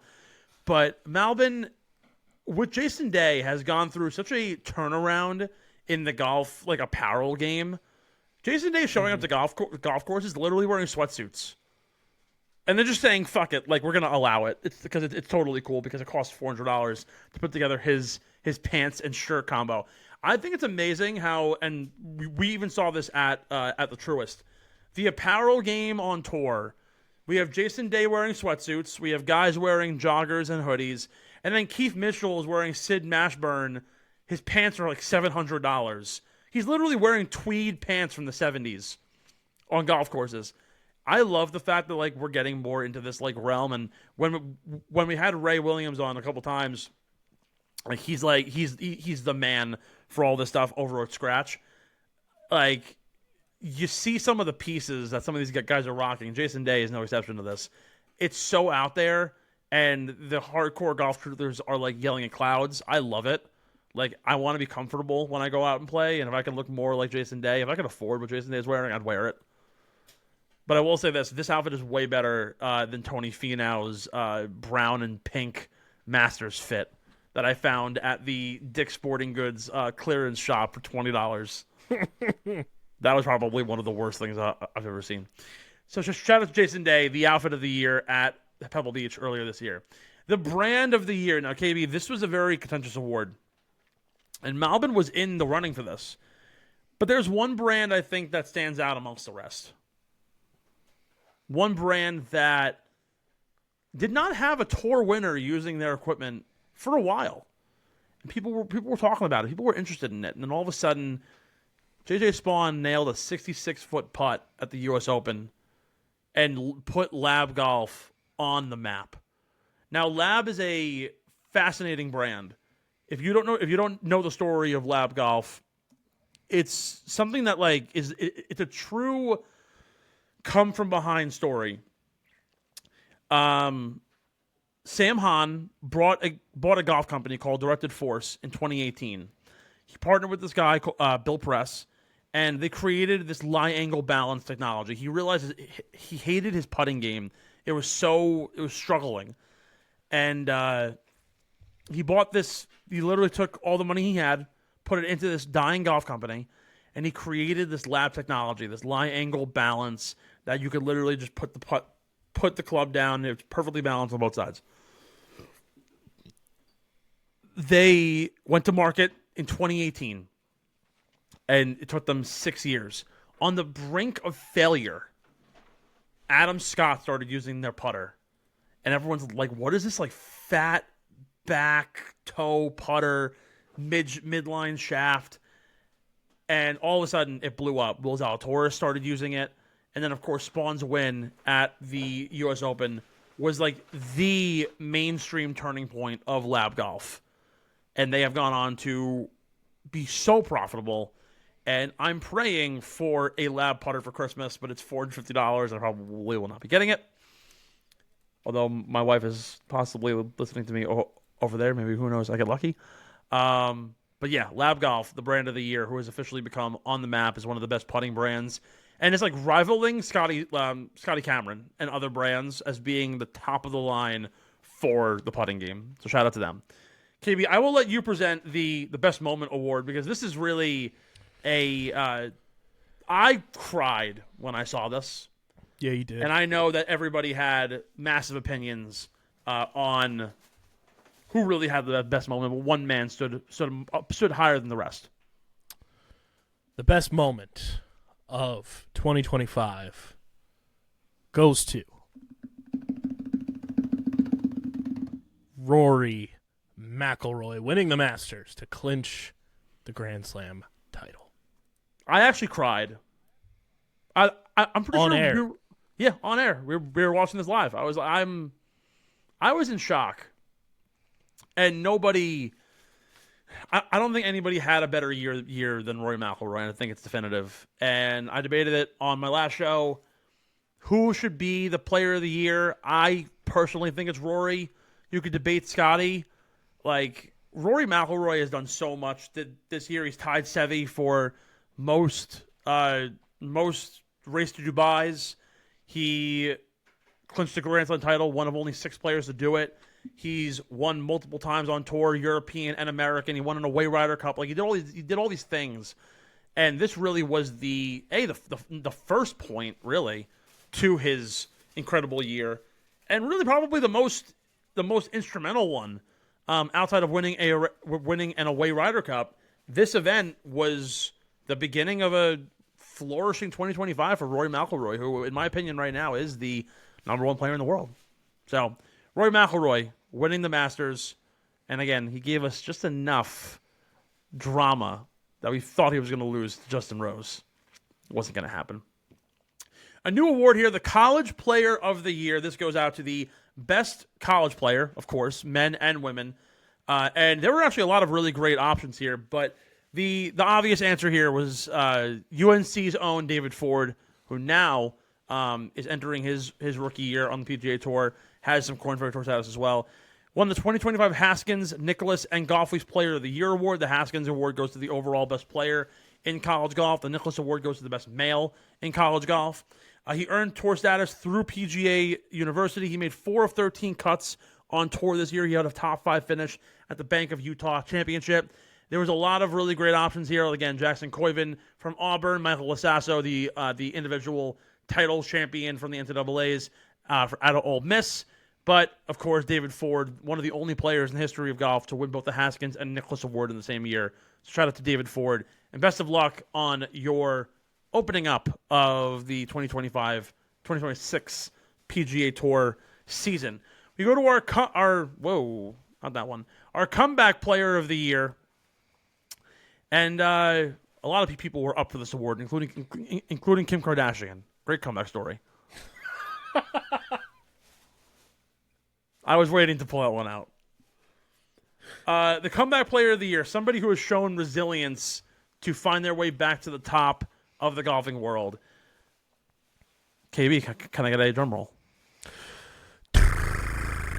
Your comeback player of the year, who made his first appearance in a Ryder Cup and won a crazy 3 times on tour this year. We go to Ben Griffin, your comeback player of the year. 7 top 5 finishes, 17 top 20s, and 31 starts. This guy was a mortgage broker for 3 months, only 2 years ago, and was like, you know what? I'm not gonna stop chasing my dream of being a tour pro. And here we are, Ben Griffin, 3 years later, dominating and made the U.S. Ryder Cup team. Awesome guy. I don't know if you saw this, KB. He OD'd on creatine. Like early on. I vaguely remember the year. that. Oh, he's the only guy I think could ever do that. He's a very he seems a little bland. He looks a little bland, but that guy is full of energy, and I absolutely love Ben Griffin. So shout out to Ben Griffin. Also, he actually was nominated for our final award, which we'll get to in a little bit. We go now to our breakthrough player of the year. Now, unlike the comeback player of the year, we're looking at guys who had a true significant breakthrough, had never really had success on tour, and finally was able to come out and shock the world. And we're actually not even going to look at the PGA Tour. We're going to go to the European side, the DP World Tour. A 3-time DP World Tour winner. He had 5 top 5s and 12 top 20s in 26 starts. He began this year ranked as the 446th ranked man in the world. He's finished the year 48th, jumping a whopping 400 spots, 398 to be exact. KB, drum roll please.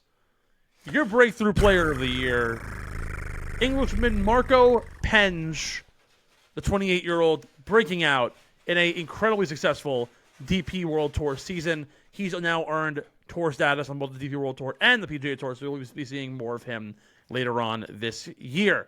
Our third to final award, and now these all have nominees attached to it. The PGA Tour Rookie of the Year. The nominees are Carl Phillips, Michael Brennan, Aldrich Potgieter, William Moe, and Stephen Fisk. All of these names could very well appear on an episode of Country Artist or Golfer, but we'll save that for another time. And of course, Mr. Potgieter is going to be in the new Harry Potter show. Indeed he is, and guess what? He's also your Rookie of the Year, Aldrich Potgieter. He was the only player to qualify for the FedEx Cup playoffs. He finished the regular season ranked 52nd. He's the first rookie to do that in over 5 years. He won at the Rocket Mortgage Classic. He had 2 additional top 10s in Mexico, and at the Charles Schwab, he made 8 of 20 cuts. So Aldrich Potgieter, your future cameo member in the new Harry Potter spinoff on HBO Max. Also, your PGA Tour Rookie of the Year. So congratulations to Aldrich on a big win. Did you just La La Land someone? Because the notes show a different name. No. No. I have it written here. All notes for Rookie of the Year? Hold on. Wait, pause. I know I changed this. I changed it to him. Oh, it didn't change on mine. Oh, then, yeah. No, I Okay. Don't question me. I just wanted to make sure, you know, I'm if we had a La La 40. Land moment. This is my show. I'm not kid. For 30 more minutes, it's your show. We go to our female player of the year. Amongst all the top females and LPGA Tour members, our nominees are Gino Titikool, great name by the way, Nelly Korda, Miyu Yamashita, and Minji Lee. KB, our drum roll please.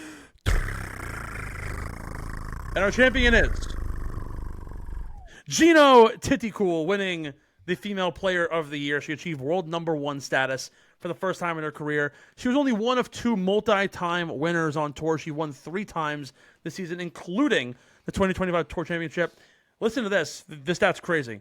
She led the LPGA in the money list and scoring average, with the lowest scoring average in the history of the LPGA at a 69.33. Back-to-back years, she's broken her own record. Absolute beast. And the world number one. Shout out to Gino for the big W. Finally, we end the year with our male player of the year.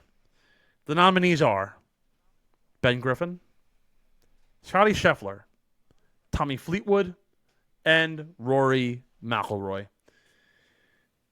Very contentious.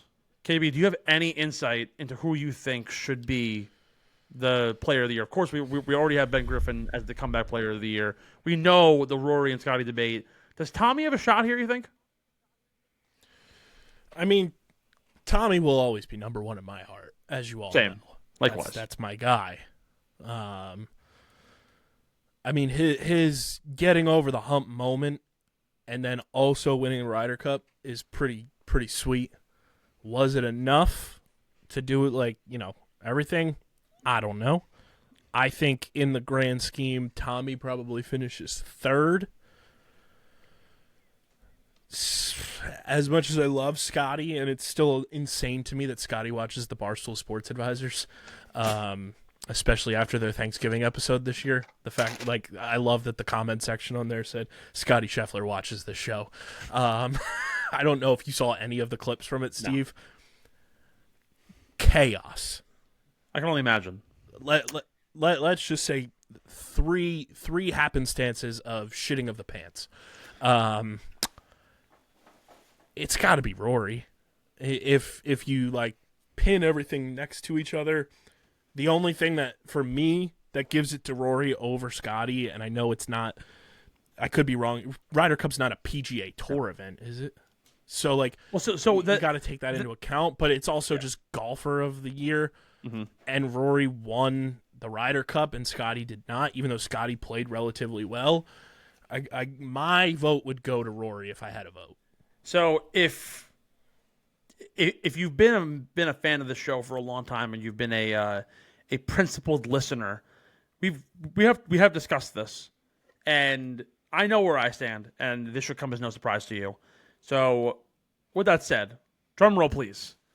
Your male player of the year in 2025 is Rory McIlroy. Claps to Rory for a huge 2025.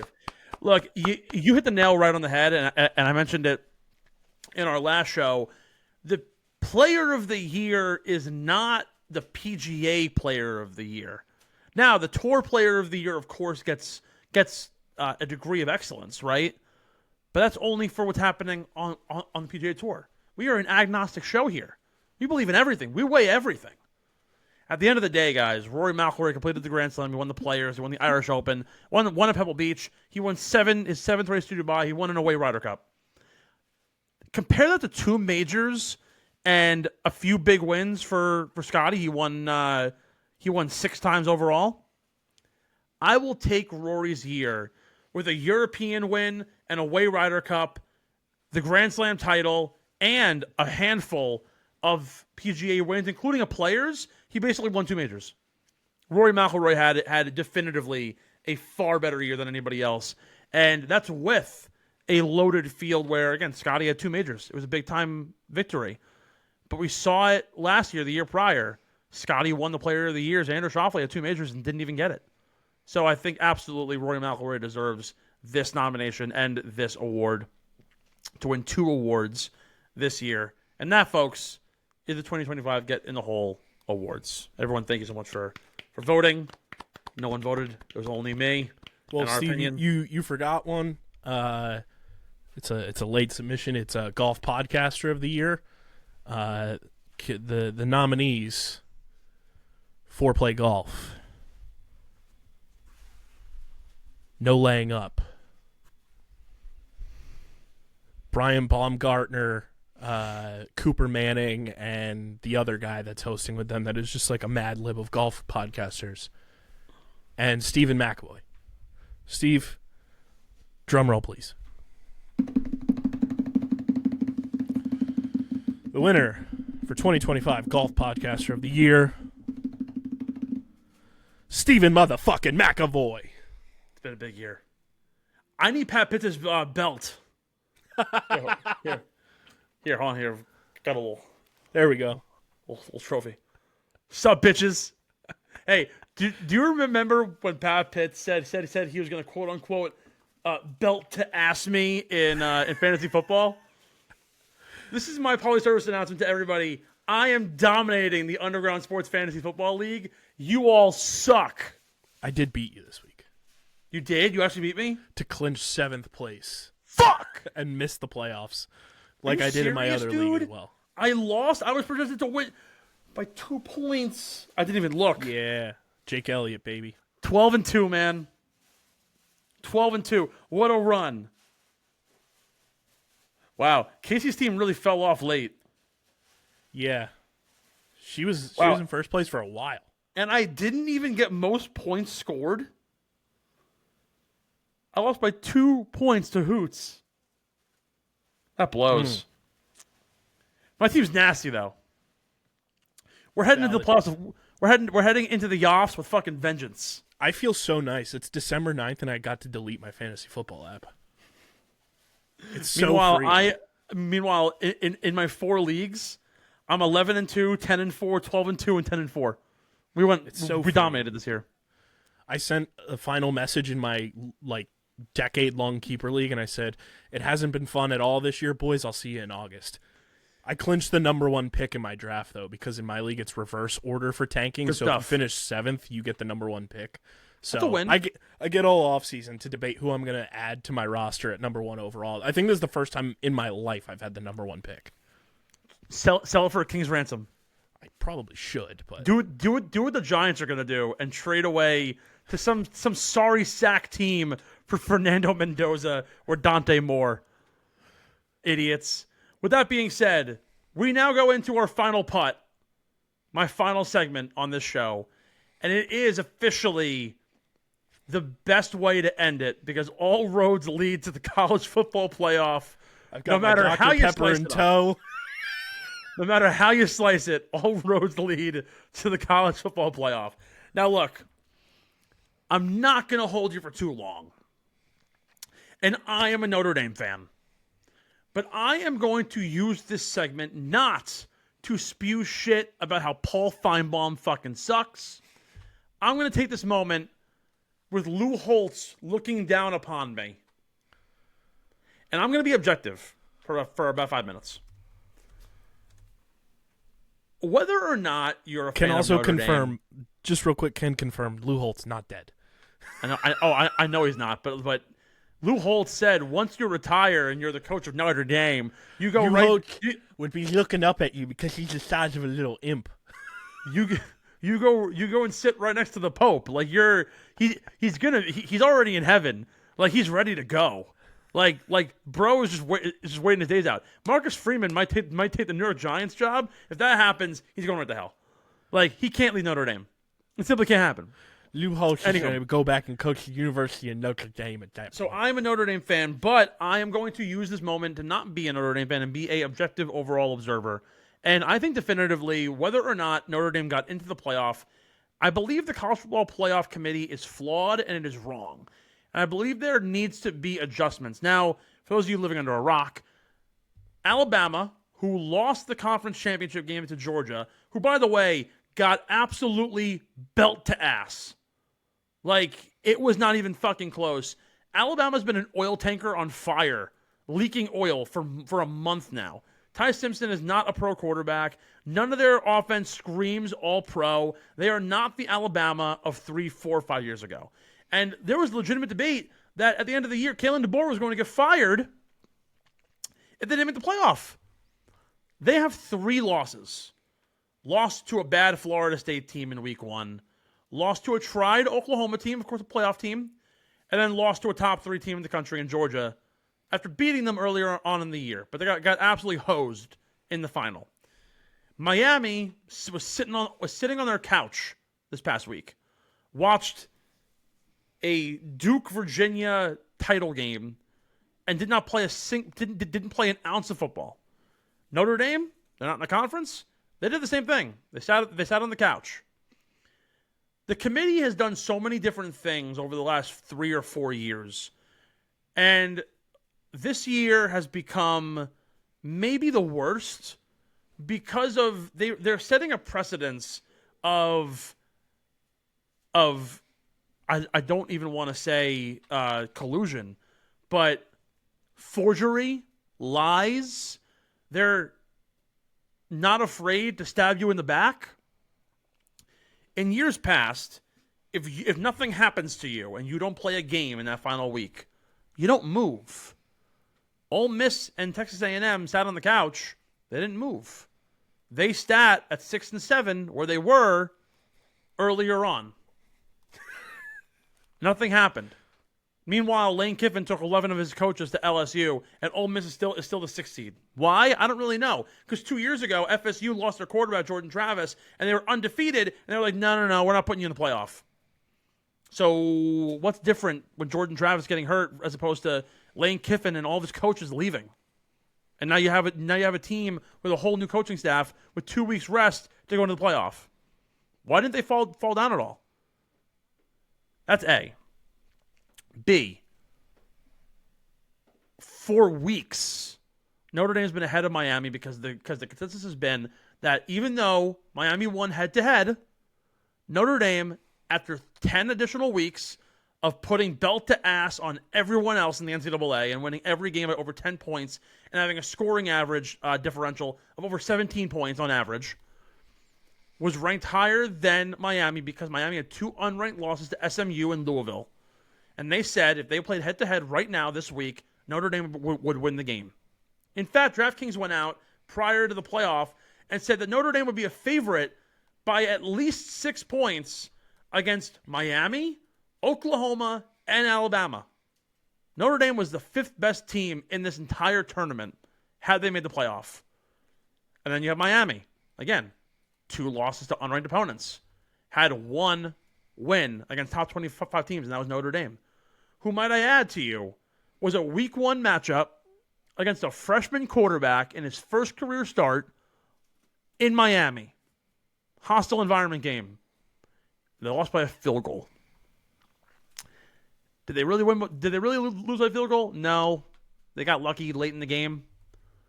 But at the end of the day, Alabama lost to an unranked team in week 1 and had 3 losses and got washed by Georgia. And we're just going to put them in because they're Alabama. And we can't penalize you, apparently, for losing a conference championship game. Oh, wait. BYU lost the conference championship game and fell behind Notre Dame and Miami. So double standards are all over the place here in the college football playoff. And I'm not as annoyed that Notre Dame didn't get into the playoff over Miami. I'm actually more annoyed that Notre Dame didn't get in over Alabama, who most certainly did not deserve it at all. You can make the argument for the G5 schools. I don't even want to talk about them because Tulane deserves it. JMU deserves it. I want more parity in the sport. I want more people to go play for a G5 program. But I've come up with a solution on how to change the CFP and make it better. I give you the Stephen McAvoy realignment strategy that I think is going to absolutely change the way we look at college football. It is very clear that conference championships do not fucking matter anymore. No one cares about them. So I recommend this. What if we had a scenario where the Big Ten, SEC, Big 12, and ACC champions all auto-qualify? So it's 4 teams. Then we have, instead of, we'll play championship games, make them matter, auto-qualifiers. The remaining 4 runner-ups in the Big Ten, SEC, Big 12, ACC automatically placed 5, 6, 7, and 8, but are not guaranteed a playoff spot because we're going to take the remaining top 16 teams, so all teams ranked 5 through 20, and they are going to play the week after championship Saturday because, again, the playoffs don't start for another week and a half. They're going to play that bye week for everybody. And we're going to do a bracket style, head-to-head. 5 versus 20, 6 versus 19, 7 versus 18, 8 versus 17, and down the line, 12, 13, and so on. The winner of those games are going to fill out the bracket. Now, Why does this make sense? Well, I'm going to show you. The college football playoff in this system would have meant that your top 4 teams were 1, 2, 3, and 4. So Indiana would have been 1, Georgia would have been 2, Tech would have been 3, and Duke would have been 4. I know it's crazy Duke gets in, but here's the thing. They deserved it. They won the ACC title. They're allowed to do that. 5 would be Ohio State because they're the highest ranking team. 6 would be Alabama. 7 would be BYU, and 8 would be Virginia. The 5 ranked Ohio State would play the 20th ranked Tulane. The 6th ranked Alabama would play number 19 Virginia, but they were the runner-up, so they're going to move down. So it would be Michigan. The 7th ranked BYU would play the 18th ranked team because Michigan and Virginia moved down. It'd be Arizona. And then finally, the last ranked team in the pack would have been Virginia. They would play USC. From there, we were going to have matchups of Oregon versus Utah, Ole Miss versus Vanderbilt, Oklahoma and Texas, and then Miami and Notre Dame. Now you have your bracket filled out perfectly by winners. And you're going to have some good-ass teams, and you're going to have some bad teams. And then once all the teams get in, they reseed from there. And they build their own 1 through 12, however they deem fit. And it wouldn't be automatic qualifiers for the bye weeks because you would just go right into tournament play with 12 teams. What do you think? As someone who, for the audience there listening, I don't watch college football. It's a shame. It's never been my thing. The only thing I've ever liked about college football is the overtime rule. It's a very good rule. It's a great rule. I also like that, certain things like the catches and college football are a little bit different, but I do like the intricacies of the NFL needing both feet in bounds. But nonetheless, not really a college football fan. It doesn't do anything for me. Like, I can sit and watch a college football game. I will not be entertained is not the right word. I'll feel nothing after watching a college football game. Okay. I do think, let's also remember to play devil's advocate. This is year 2 of the 12 team. Year one. So there's going to be year 2. Yeah, year 2 of the 12 team. There's going to be flaws. They're navigating all of this. My biggest issue that I've had, Steve, with this whole thing is the committee openly putting their reactions to teams getting in on the internet. What are we doing? What we do and what traditional journalists do are a little different, but you and I in particular have journalism backgrounds. You're supposed to not show any bias when you're doing your job. Mm-hmm. Way back when, we didn't know anything about writers or where they aligned with teams and everything. We just knew that they covered the team.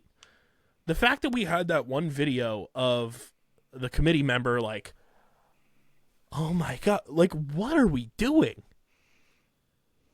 That to me is insane. It's a fallacy. And there needs to be, I genuinely think the college football playoff committee should be in the shadows. Nobody should know who they are. And the fact that we have front-facing people willing to go and do media to talk about the rankings and everything is crazy to me. We shouldn't know who any of these people are. I also think the playoff committee should not be affiliated to any of the schools. Mm-hmm. 100%.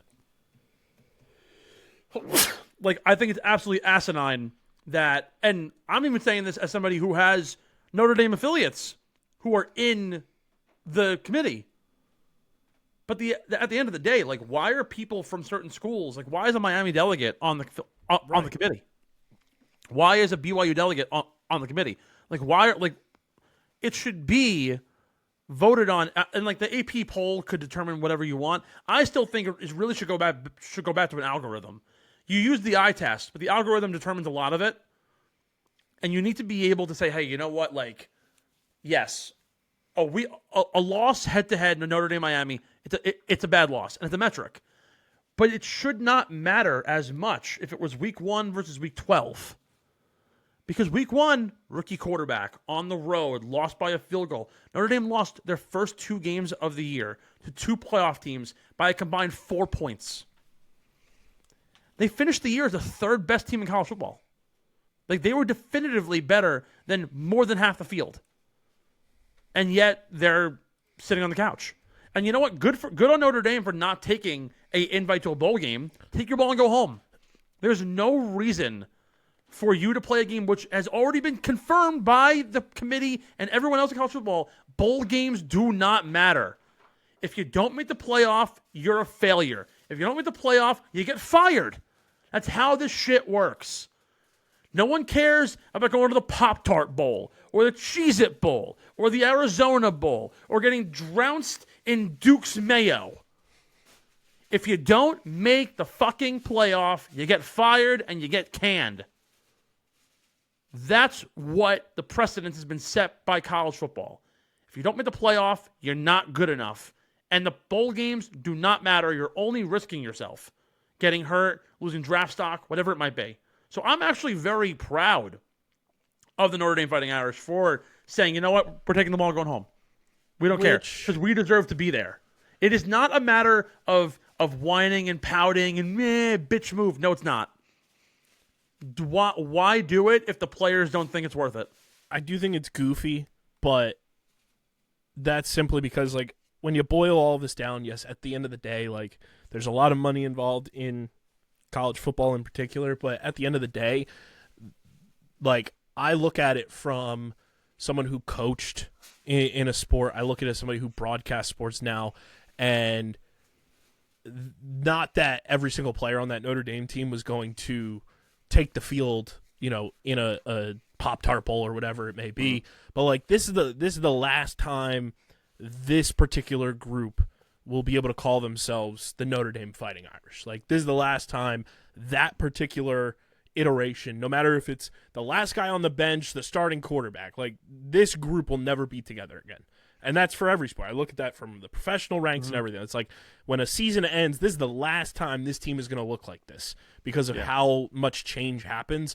And I feel bad for the guys who will be on the team next year, who are underclassmen that maybe would have gotten a shot to play and, like, showcase their talents, what have you, and, like, say, hey, if Marcus Freeman is the coach next year, like, oh, I now have kind of a barometer of, like, this guy can play. Like, I can put him here. I feel bad for those guys. And, sure, it's a team decision, yada, yada, yada. It's a university decision at the end of the day. But I do feel bad for those players because they're not going to be able to get a chance to play on a massive stage. And, you know, at the end of the day, not every single person that plays college football is going on to the NFL.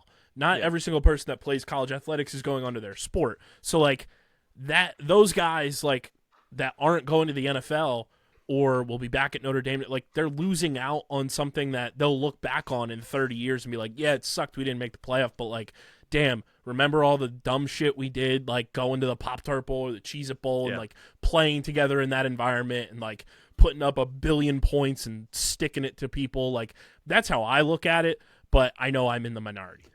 I think the big thing is, and I agree with you to an extent, because it's the programs who will never be able to make the playoff or will have always an outside shot of doing it. Those teams who are like borderline top 25, maybe you're like an SMU and you might be able to make it, but there's never a guarantee. Or the odds of you making it are slim to none. And so you look forward to that bowl game because it's the place where you could showcase how good you might be against an opponent you probably wouldn't play during the year anyways. For a team as good as Notre Dame, who really did deserve an opportunity to be in the playoff, the fact that they were scorned out of it, Notre Dame, it was not a university decision to do this.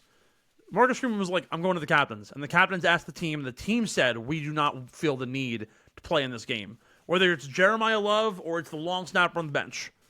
So if the team is saying it, I'm totally in on it. If it was the university bitching and moaning and saying we're not going to do this, I would have a different opinion. Because the fact that it was the players who made the choice as a team and said we wouldn't even want to take the field if guys were going to sit out because we wouldn't feel like we were displaying our full potential as a team, then I'm totally with it. At least from what we know. Yeah. Allegedly. But, and you know what, like, we can argue and talk about, like, Notre Dame being pouty bitches, but really, the only way to get anything done is to bitch and moan and complain. Think about it. The only people who get by in life are liars and cheats. It's what I was taught a long time ago in my life. The people who get by are the ones who prod the cow, poke the bear, try and take initiative. And look, Pete Bavacqua, the AD at Notre Dame, sent out a memorandum of understanding to the committee and said if we finish top 12 next year, we're auto qualified because we deserve it. And I agree with them. Maybe it sounds Bush League to put that out, but at the end of the day, man, again, even Vegas had them favored over half the field. To me, it's insane. We need to adjust the playoff committee. Either get rid of committee members in colleges and ADs, go back to an algorithm, measure certain things, and then use the eye test, or stick to the AP poll. Let the media decide who's going to go. Because honestly, the AP poll, they got it right. I'll pull it up quick. The AP poll this week, their final ranking said Indiana, Georgia, Ohio State, Texas Tech, Oregon, Ole Miss, A&M, Oklahoma, Notre Dame, Miami, Alabama, BYU. Bama and BYU would have been bounced out for Tulane and JMU. They got it right. Notre Dame was ranked higher than Miami the entire year. A week 1 loss with a rookie quarterback in their first game on the road, but they have been the more dominant team. They shouldn't be over the Oklahomas and the A&Ms and the Ole Misses because they have 2 losses. But they should be over Miami. And they should be over a 3-loss Bama team. That's just the definitives. And I totally agree with what the AP poll did because the AP poll did not waver at all. They stuck true to the idea that Notre Dame was a better team than Miami, and they knew it. And they have known it for a long time. So there you go. KB. And that was Stephen McAvoy's intro to covering college football in 2026 right here on this network. And spewing that I love Notre Dame. Oy vey, man. What a run. Man. College football, college basketball. I might just be the college correspondent. Well, yeah, I mean, once the OTB channel gets to 100 subscribers on YouTube, which if anybody is a crossover listener, go subscribe, as we are calling it Unk and the Kids, because I don't know if you know the news, DJ is now a legitimate uncle. Wow. So he's now Unk. Unky! So Unk and the Kids, which is Deej Hoots, who was born like in the 2000s or like 1999, young boy. And then we have this young boy, Hootie Hoot young boy, OTV young boy. And then we have this kid, Jackie Knight, who is a freshman at Syracuse, covering the next prodigy, Joey Spallina, for us. Stud. And, you know, he's a freshman in college in the year of our Lord 2025-2026. So, like, he's super young. He's a baby. So it's Unk and the Kids. And that's when we got to thinking, like, hey, if the OTB college show goes well, maybe we spew into, you know, more college basketball. Obviously, we're going to do Underground Madness and everything. And then boom, college football. And those be, like, our tentpole college athletics we cover. And obviously, Stevie Mack, big college football guy, big college basketball guy. Who knows? Maybe we get Underground University up and running. Hey, look, I'd be all in. I'll be all in on it, and I might give me a chance to do a little bit of college golf coverage if I could possibly dip my toe in. We'll see.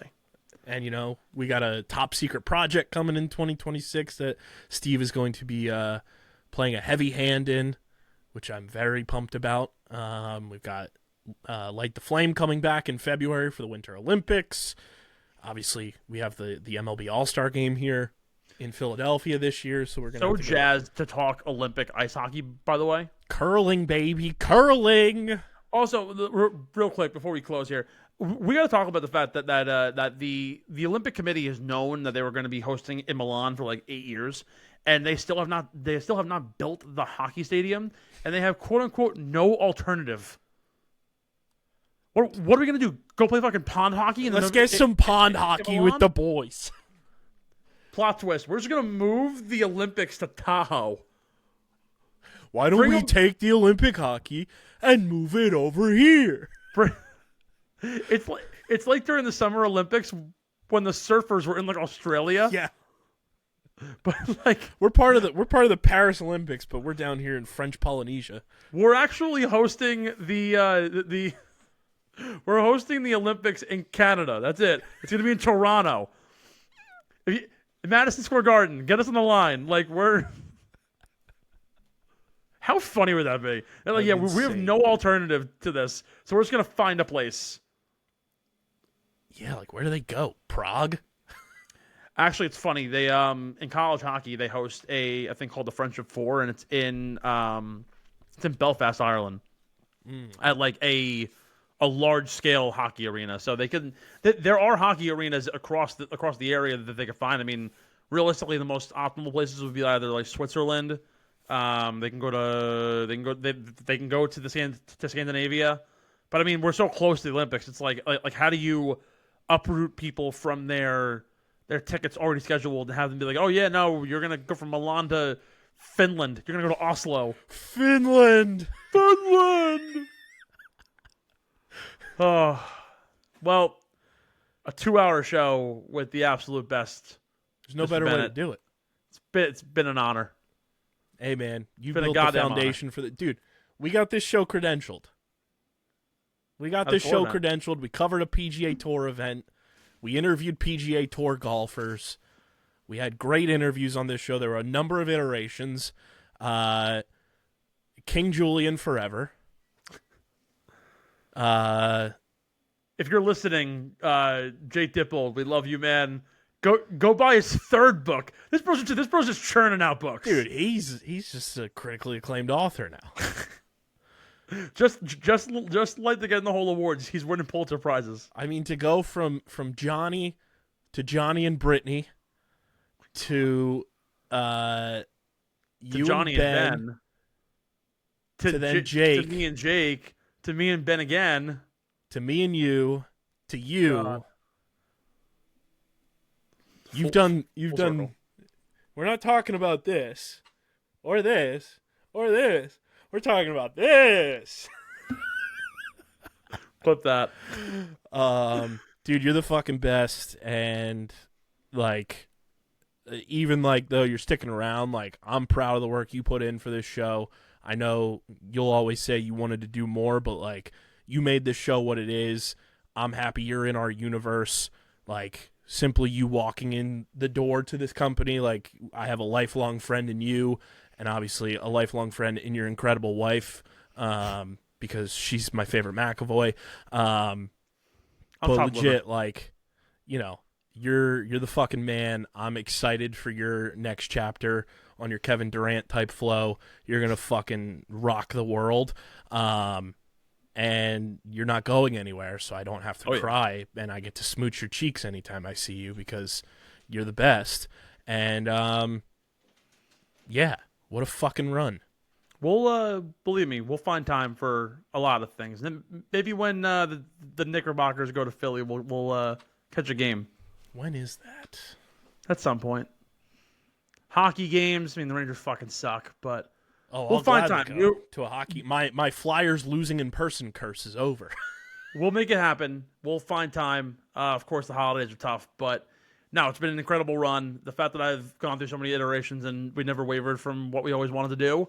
Like I said, there were so many people at interviews that I wanted to get done, and I had plotted, and just like things never popped up. And it sucks when you have to maintain a lifelong passion and then a full-time job, and things all kind of like get in the way. And I haven't been on the mic for 2 weeks. I've been getting my new job things straightened away, and holiday dinners and all these different things. So it's been so challenging to be able to get back, but to have one last crack at it with you has been phenomenal, and no shortage of funny moments and tangents. And don't worry, we're gonna have a lot more of it with March Madness probably being the first thing on the docket. Or if you ever need a host for the main pod, hey, I'll be all in. I may be taking you up on that more frequently than you think. Not that Harrison's going anywhere. It's just his work schedule has been crazy because all of the betting markets are now in Kansas City. So they have him working like two people's jobs at once, which like He's good also for him. a Hoosiers fan. He went to Indiana. I don't fucking care.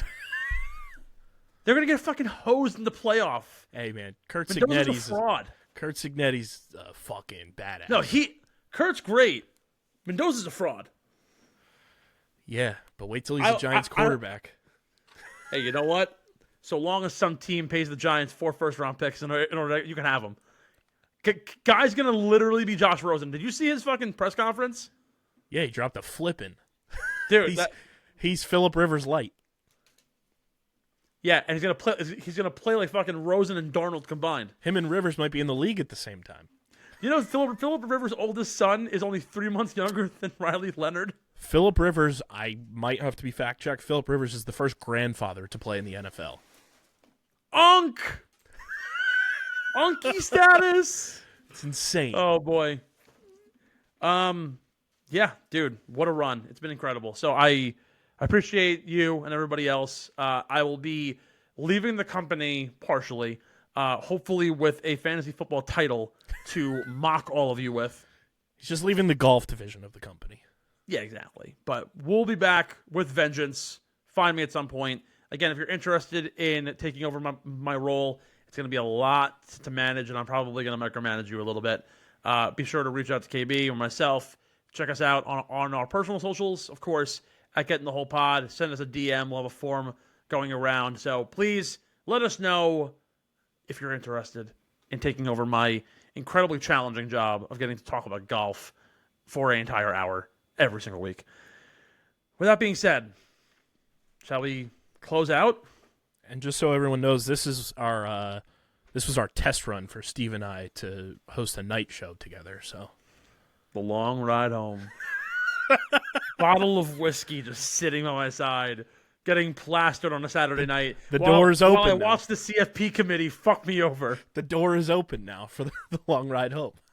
Oh my god, that show would actually be would be insane. Me and you hosting a show together, just talking about whatever, is the ultimate stereotype of just two white guys with a microphone. It would need to be a live show too. It would exclusively be live. It would not be pre-recorded. It wouldn't work. Insane. Well, folks, it's going to do it all for us here. Episode 229 of the Pulitzer Prize winning Getting the Whole podcast. Be sure to follow, like, subscribe on all of our social media platforms at Getting the Whole Pod. Twitter, Instagram, TikTok, and beyond. And on Apple Podcasts, Spotify, and YouTube at Getting the Whole Pod. Be sure to like and subscribe there. Subscribe to our YouTube channel, continuing to grow the monetization side of the platforms and continue getting us going. Shout out to our awesome sponsors. You all are incredible. And, of course, to the listeners who make each and every week memorable and continue to keep us afloat. Once again, episode 229 for KB. I'm Stephen McAvoy for one final time. Signing the fuck out. Go Notre Dame. Fuck bowl games. Fuck all that shit. I love you all. Thanks for listening to Get in the Hole, the official golf podcast of Underground Sports Philadelphia. Catch us every week wherever you get your favorite podcasts, and be sure to like and subscribe on Apple, Spotify, and YouTube. You can follow us on Twitter and Instagram at Get in the Hole Pod, and follow Underground Sports Philadelphia at Underground PHI. We'll see you next time, and remember, get in the hole!